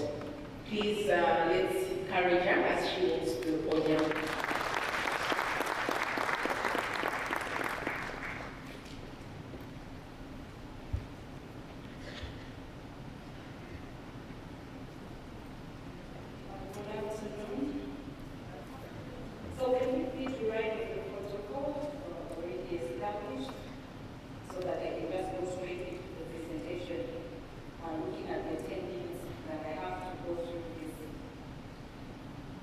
So I'm looking at this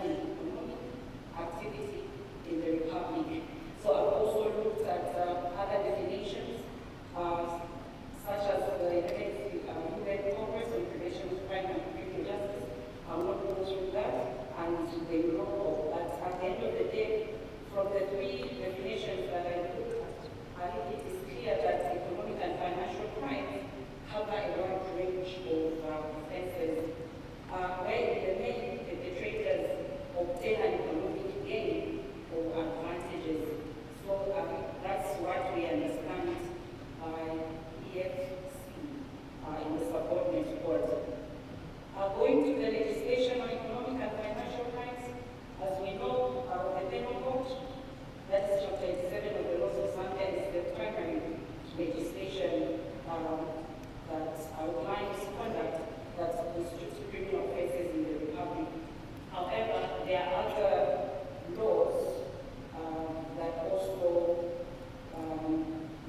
proscribe certain behaviors.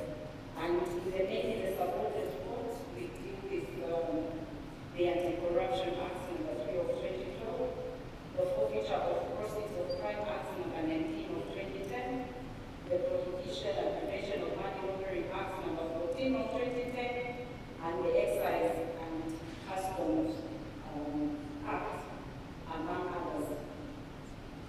But the problem that we have with the penal code and these other statutes as subordinate code is that if you look at the penal code, there is no classification of economic and financial crimes, as is the case with other offenses. We have classifications such as offenses against morality and other classifications. But for these offenses, they are not classified as such. So then this sometimes poses a challenge in distinguishing these cases when they come before the subordinate court. Just at first glance, it's very difficult to tell, but this is here and there. So then it is left to the allocating court to discern by looking at the particulars of the offense and try to rely on a legal definition that is given by the law.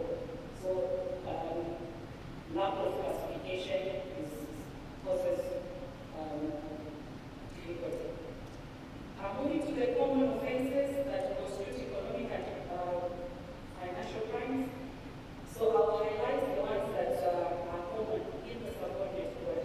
So we have corrupt practices, tax evasion, money laundering, theft by public servants, abuse of authority, of office, willful failure to comply with legal procedure or guidelines, and possession of property reasonably suspected to be proceeds of crime.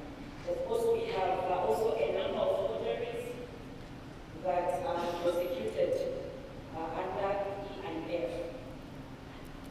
I move to the establishment of the Economic and Financial Crimes Division in the subordinate court. So in 2022, the EFCC division of the High Court was established.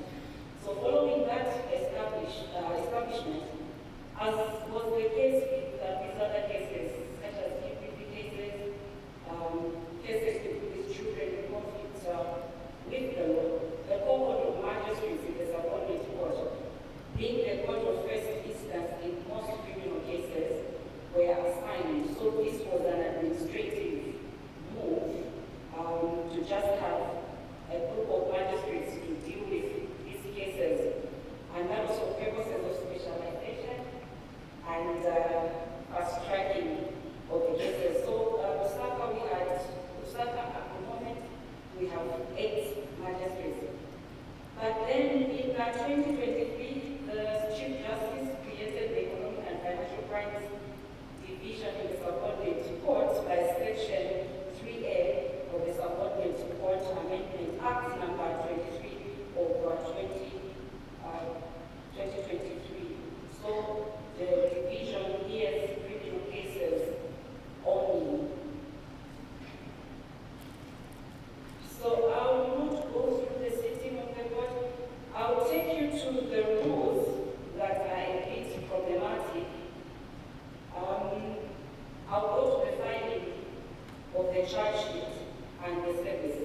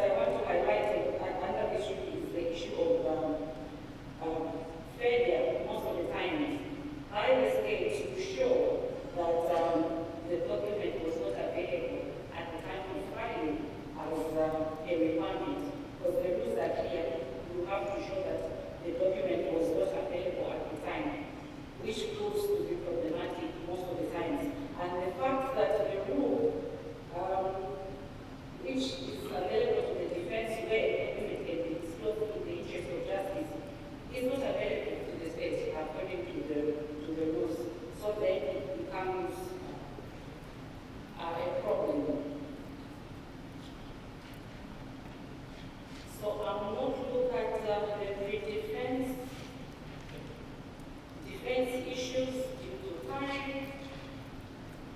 So I'll go to Rule 17. The judge talked about Rule 17, but then the challenges that we are having in the subordinate court are, of course, Rule 17 is in the effect that it's a transitional provision. All those matters that were commenced even before the rules have to be continued as though they were commenced before the rules came into effect.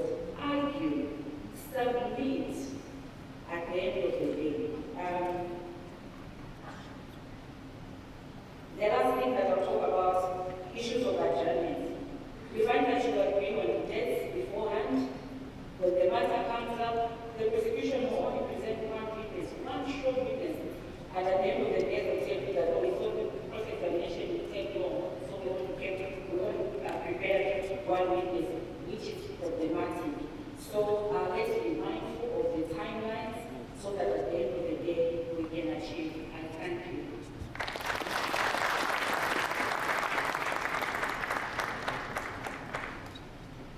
Thank you so much, Your Honor. Thank you for highlighting the issues that are problematic when it comes to the prosecution of economic and financial crimes. We have taken note of those concerns and we endeavor to work on them. The next presentation is going to be done by Mr. Mkumach Power. Mr. Power is currently acting as Principal State Advocate in the Taxation and Financial Crimes Department. And under this department, he is responsible for, among others, prosecuting economic and financial crime and advising on related matters. He's a certified trainer in financial investigations and asset recovery, and he contributes to the development of the curriculum for financial investigators under the AML CFT Escape project, which was launched earlier this year. Ladies and gentlemen, please let's welcome Mr. Mkumach Power to the podium.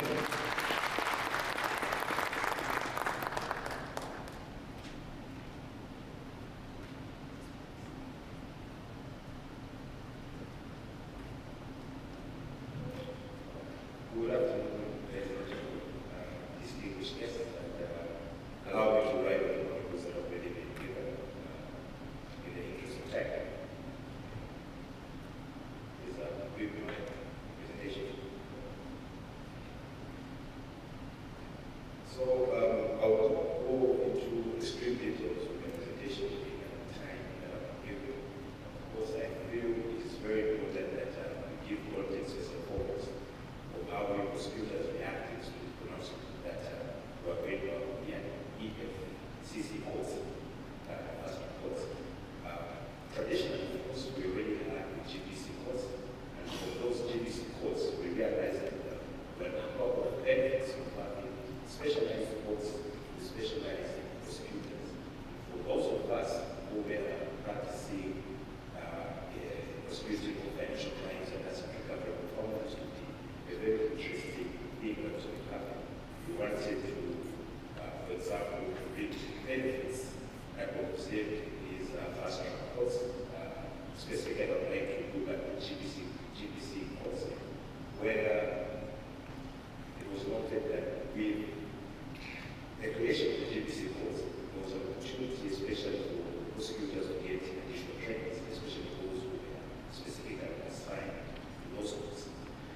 This also was allowed prosecutors specifically allocated those courts to specialize in studying the law relevant to their issues, studying and researching and making them efficient and effective prosecutors of those cases.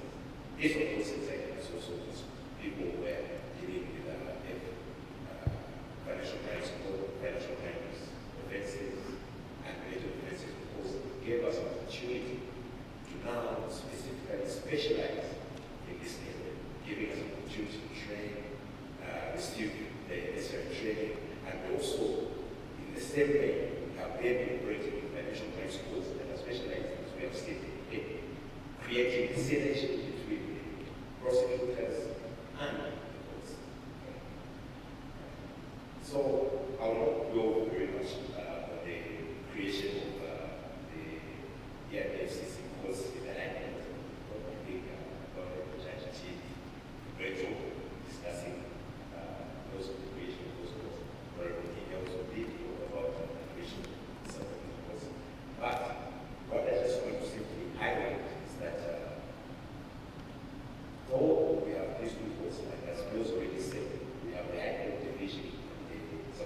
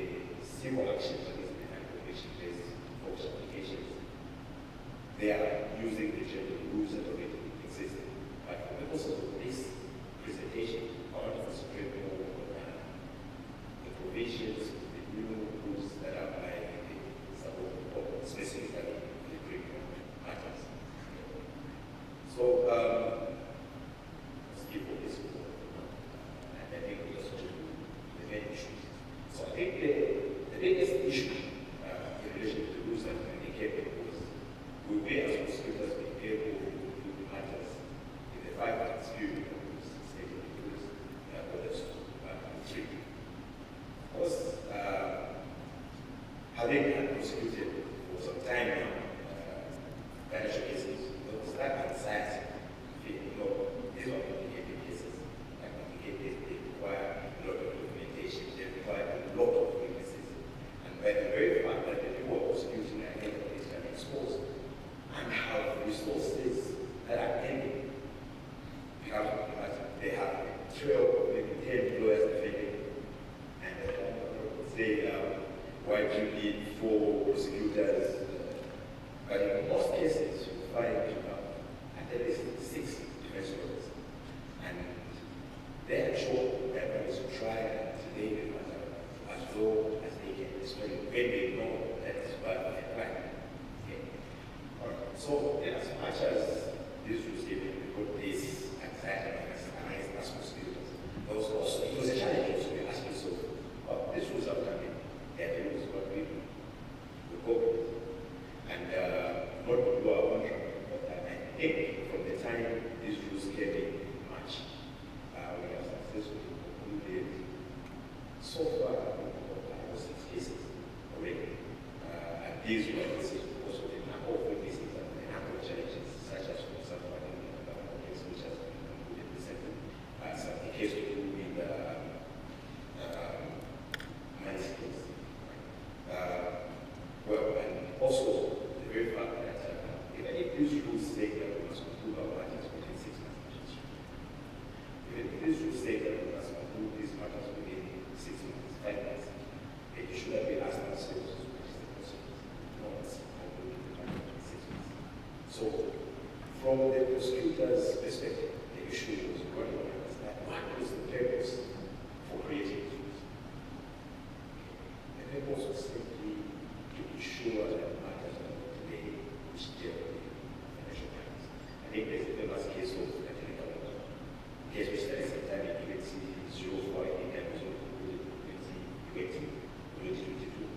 Took about 4 or 6 years in some of the courts, took another 2 or 3 years in the High Court, and it was eventually settled in the Supreme Court. But in the spirit, the issue was written on the spirit of this. It didn't simply mean that if we don't conclude the matter in 5 months and the matter is thrown for it has to go back to the organization for external value. I think for us as prosecutors, we took solace in the case put up the city of Zambia Limited versus the Supreme Court judgment of 2022. Though this case deals with timings in the industrial labor relations, which also requires that matters and terms be concluded in a year, I think the Supreme Court in that case was very gracious and actually saying, you have to look at the spirit of cases and the circumstances that are leading these delays. So in this particular case, we feel that you have to look at the complexities that come with the case and not look at them in the narrow view, but look at the issues of complexities, including illness to litigants, because there are things that sometimes will lead to delays in these matters. But in any event, I think the courts, according to us as prosecutors, we feel the courts in any event should allow us to conclude the matters of course. And there is actually, I think, over the sample of the jury's gives in time, it actually says that the end of it, once the 5 months elapse, the court can still give us some directions. And I think we've got to be noted as prosecutors about it. What us for directions basically are the court give us more time and tell us we need to conclude your matter within the next 2 months or within the next week. Call us witnesses, conclude your matter. Because in this rules, there is no consequence of failing to conclude the matter in the 5 months deal. And I think the Supreme Court has guided that the courts must not attempt to give consequences to legislation where legislators would intend to give consequences. Okay. So then also we look at the issue of writing these witnesses, statements, documents, and sections.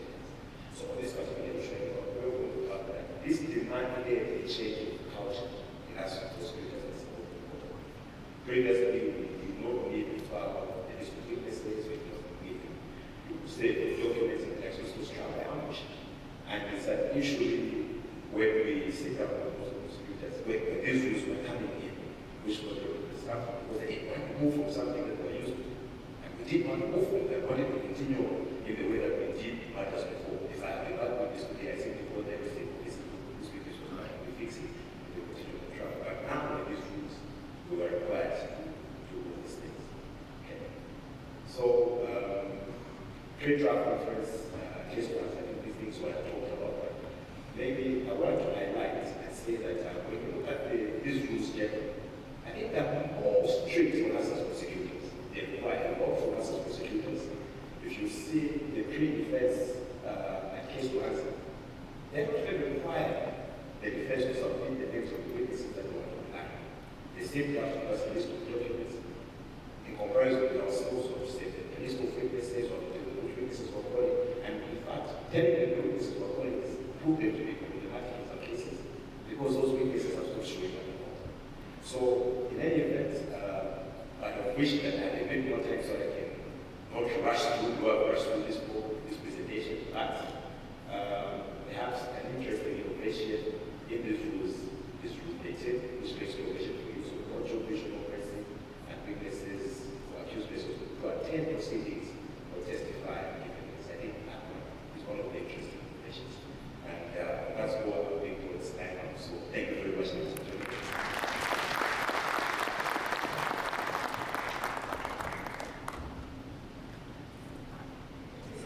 Thank you so much for that presentation from the prosecution's perspective.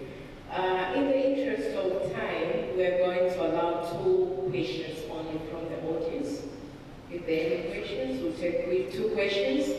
And if anyone has a question, please stand up, introduce yourself, indicate which institution you're coming from, and to whom your question is directed. Thank you. Any questions? Is there a hand there?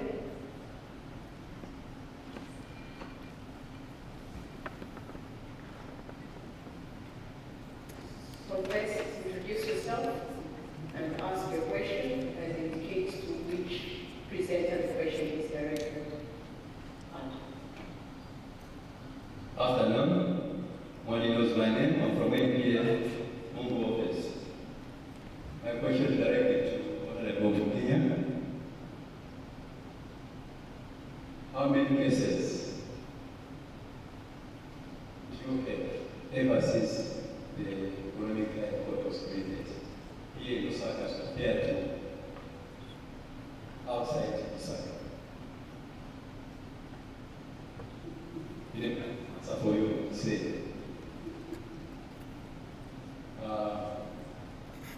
So far, we are seeing much of the economic crime court here in Lusaka. We haven't seen much outside Lusaka. What is the problem outside Lusaka?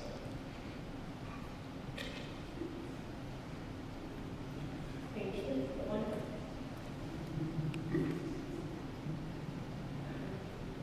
So the first question on how many cases, I don't know if I understand the question. You mean how many cases and how many cases I have? In terms of statistics, I might not have them now, but at the moment I have for criminals, I deal with criminal and civil cases. But for economic and financial crimes, I have 23 cases at the moment. Turning to the second question, what is happening outside Lusaka? For the subordinate courts, we have EFCC courts outside Lusaka. We have magistrates that are sitting at EFCC, especially when they open those cases have been completed and other cases. Also, sometimes when there is issues of conflict of interest and whatnot, we've had magistrates statements from Lusaka. So we do have cases outside Lusaka. Thank you.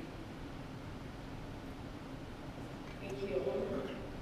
That response, there's another question, and that should be the last question.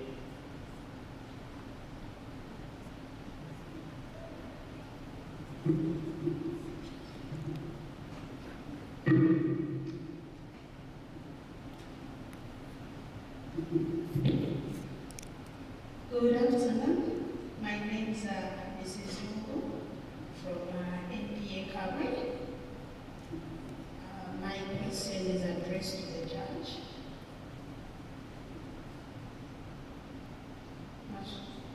Good afternoon, Judge. My question is, I've noted under Section 10(1) of the Forfeiture of Proceeds of Crime Act that the court may order forfeiture of tainted property to the state upon conviction.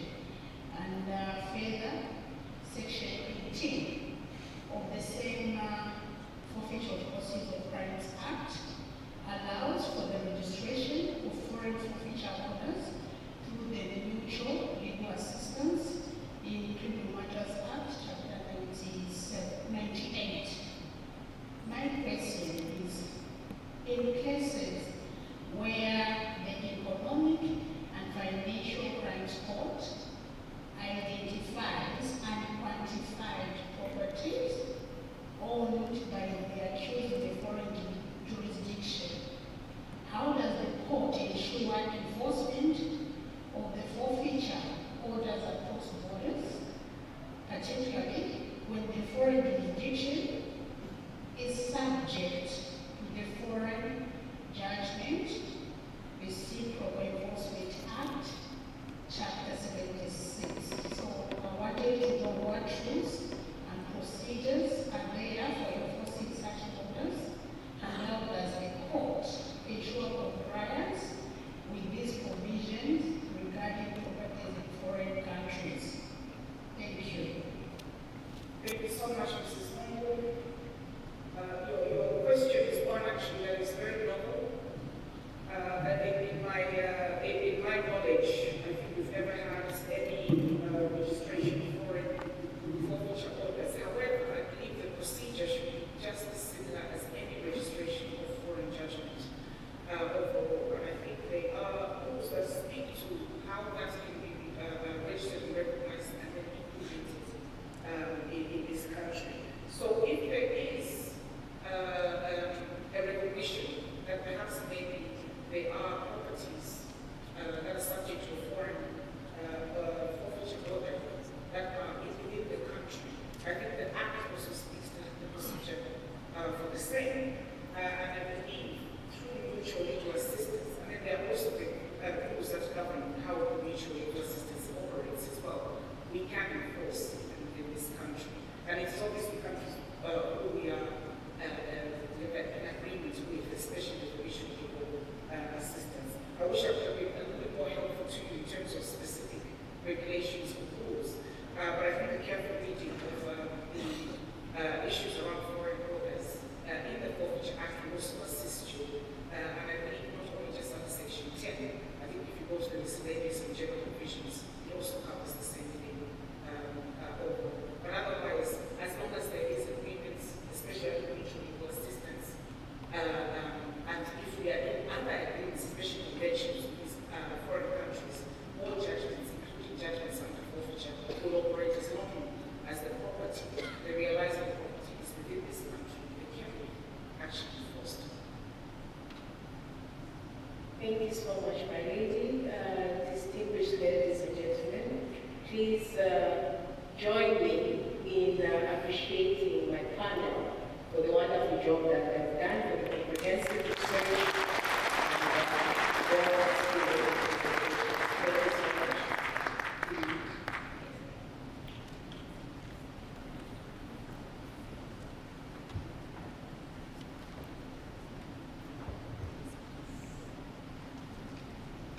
Thank you so much, Brasilia, for leading this insightful discussion. Before we break off for lunch, I'm cognizant of the fact that we're running behind time. I will call upon the Chief Administrator, Mr. Cassandra Soko, to lead us in the next session as we launch the Prosecutor's Manual and the Code of Ethics. Straight after that, we'll head out for lunch, and I'll use the power vested in me. We'll go for 45 minutes instead of an hour so that we can just catch up with the time that we have lost. Mr. Bob, I call upon you. Thank you.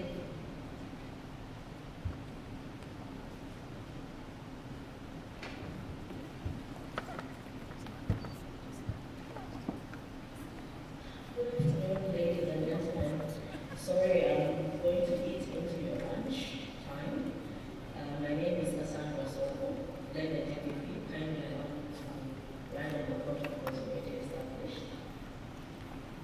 Yeah, so we've come to a very exciting part of our session this afternoon, and I know DPP forgive me, I'm not very good with accolades, but I just have to say this.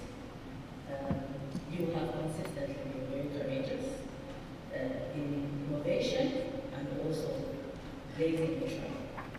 Ladies and gentlemen, this is the very first time in the National Prosecution Authority that the Director of Public Prosecutions is launching a code of ethics specifically for prosecutors. And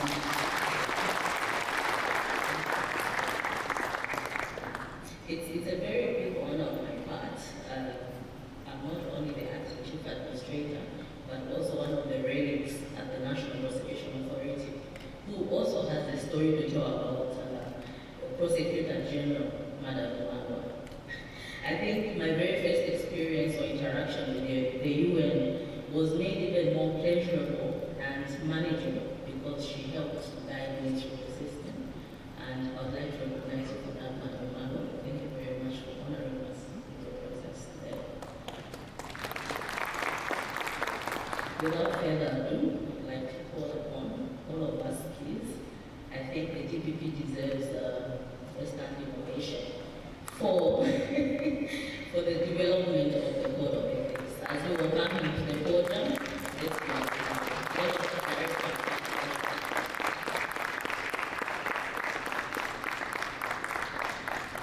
then the DPP kindly gave me an opportunity also to call upon Ms. Mumba, the Chief State Advocate, to take her place, her rightful place, by beside the Director of Public Prosecutions, as you launch this very, very good policy document, our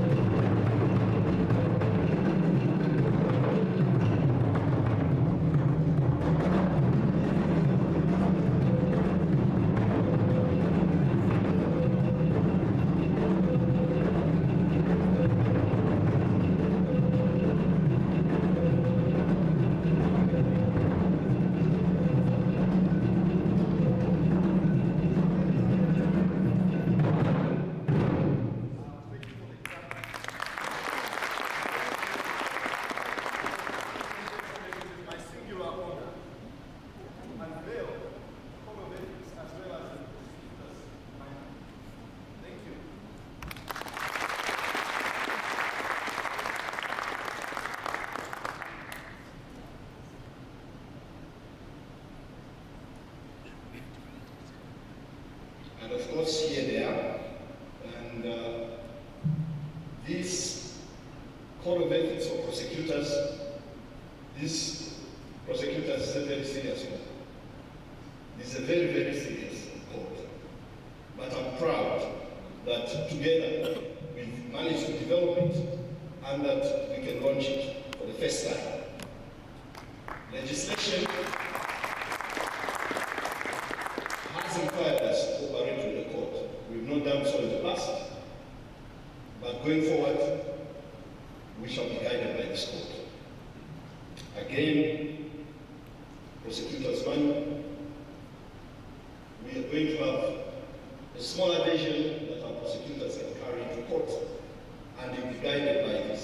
So I wish to thank you at an opportune time, before the close of the conference, to be able to recognize the teams that are putting a lot of work in the development of the code of ethics, as well as the prosecutors' manual. So thank you so much. Thank you.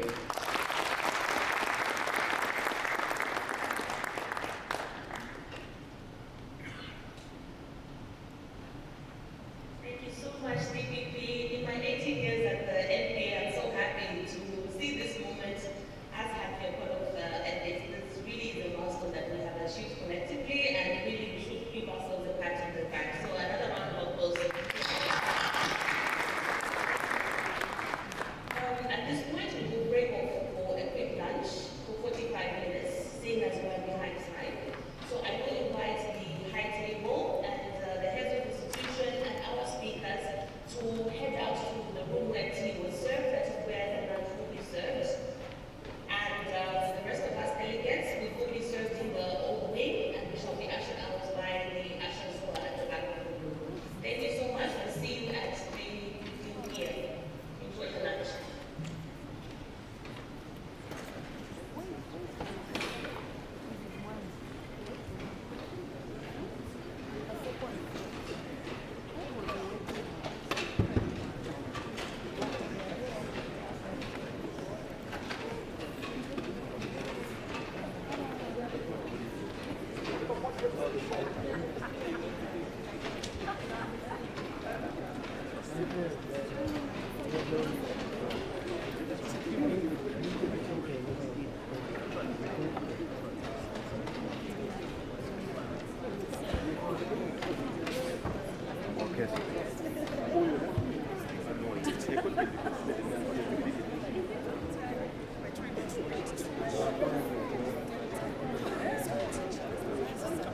No, I know the pointer. I know I can work upon it. Yeah.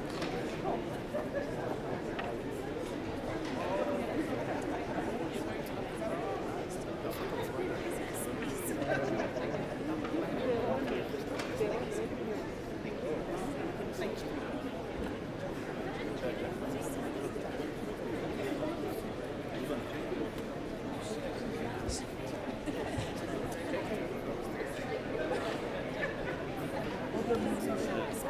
you.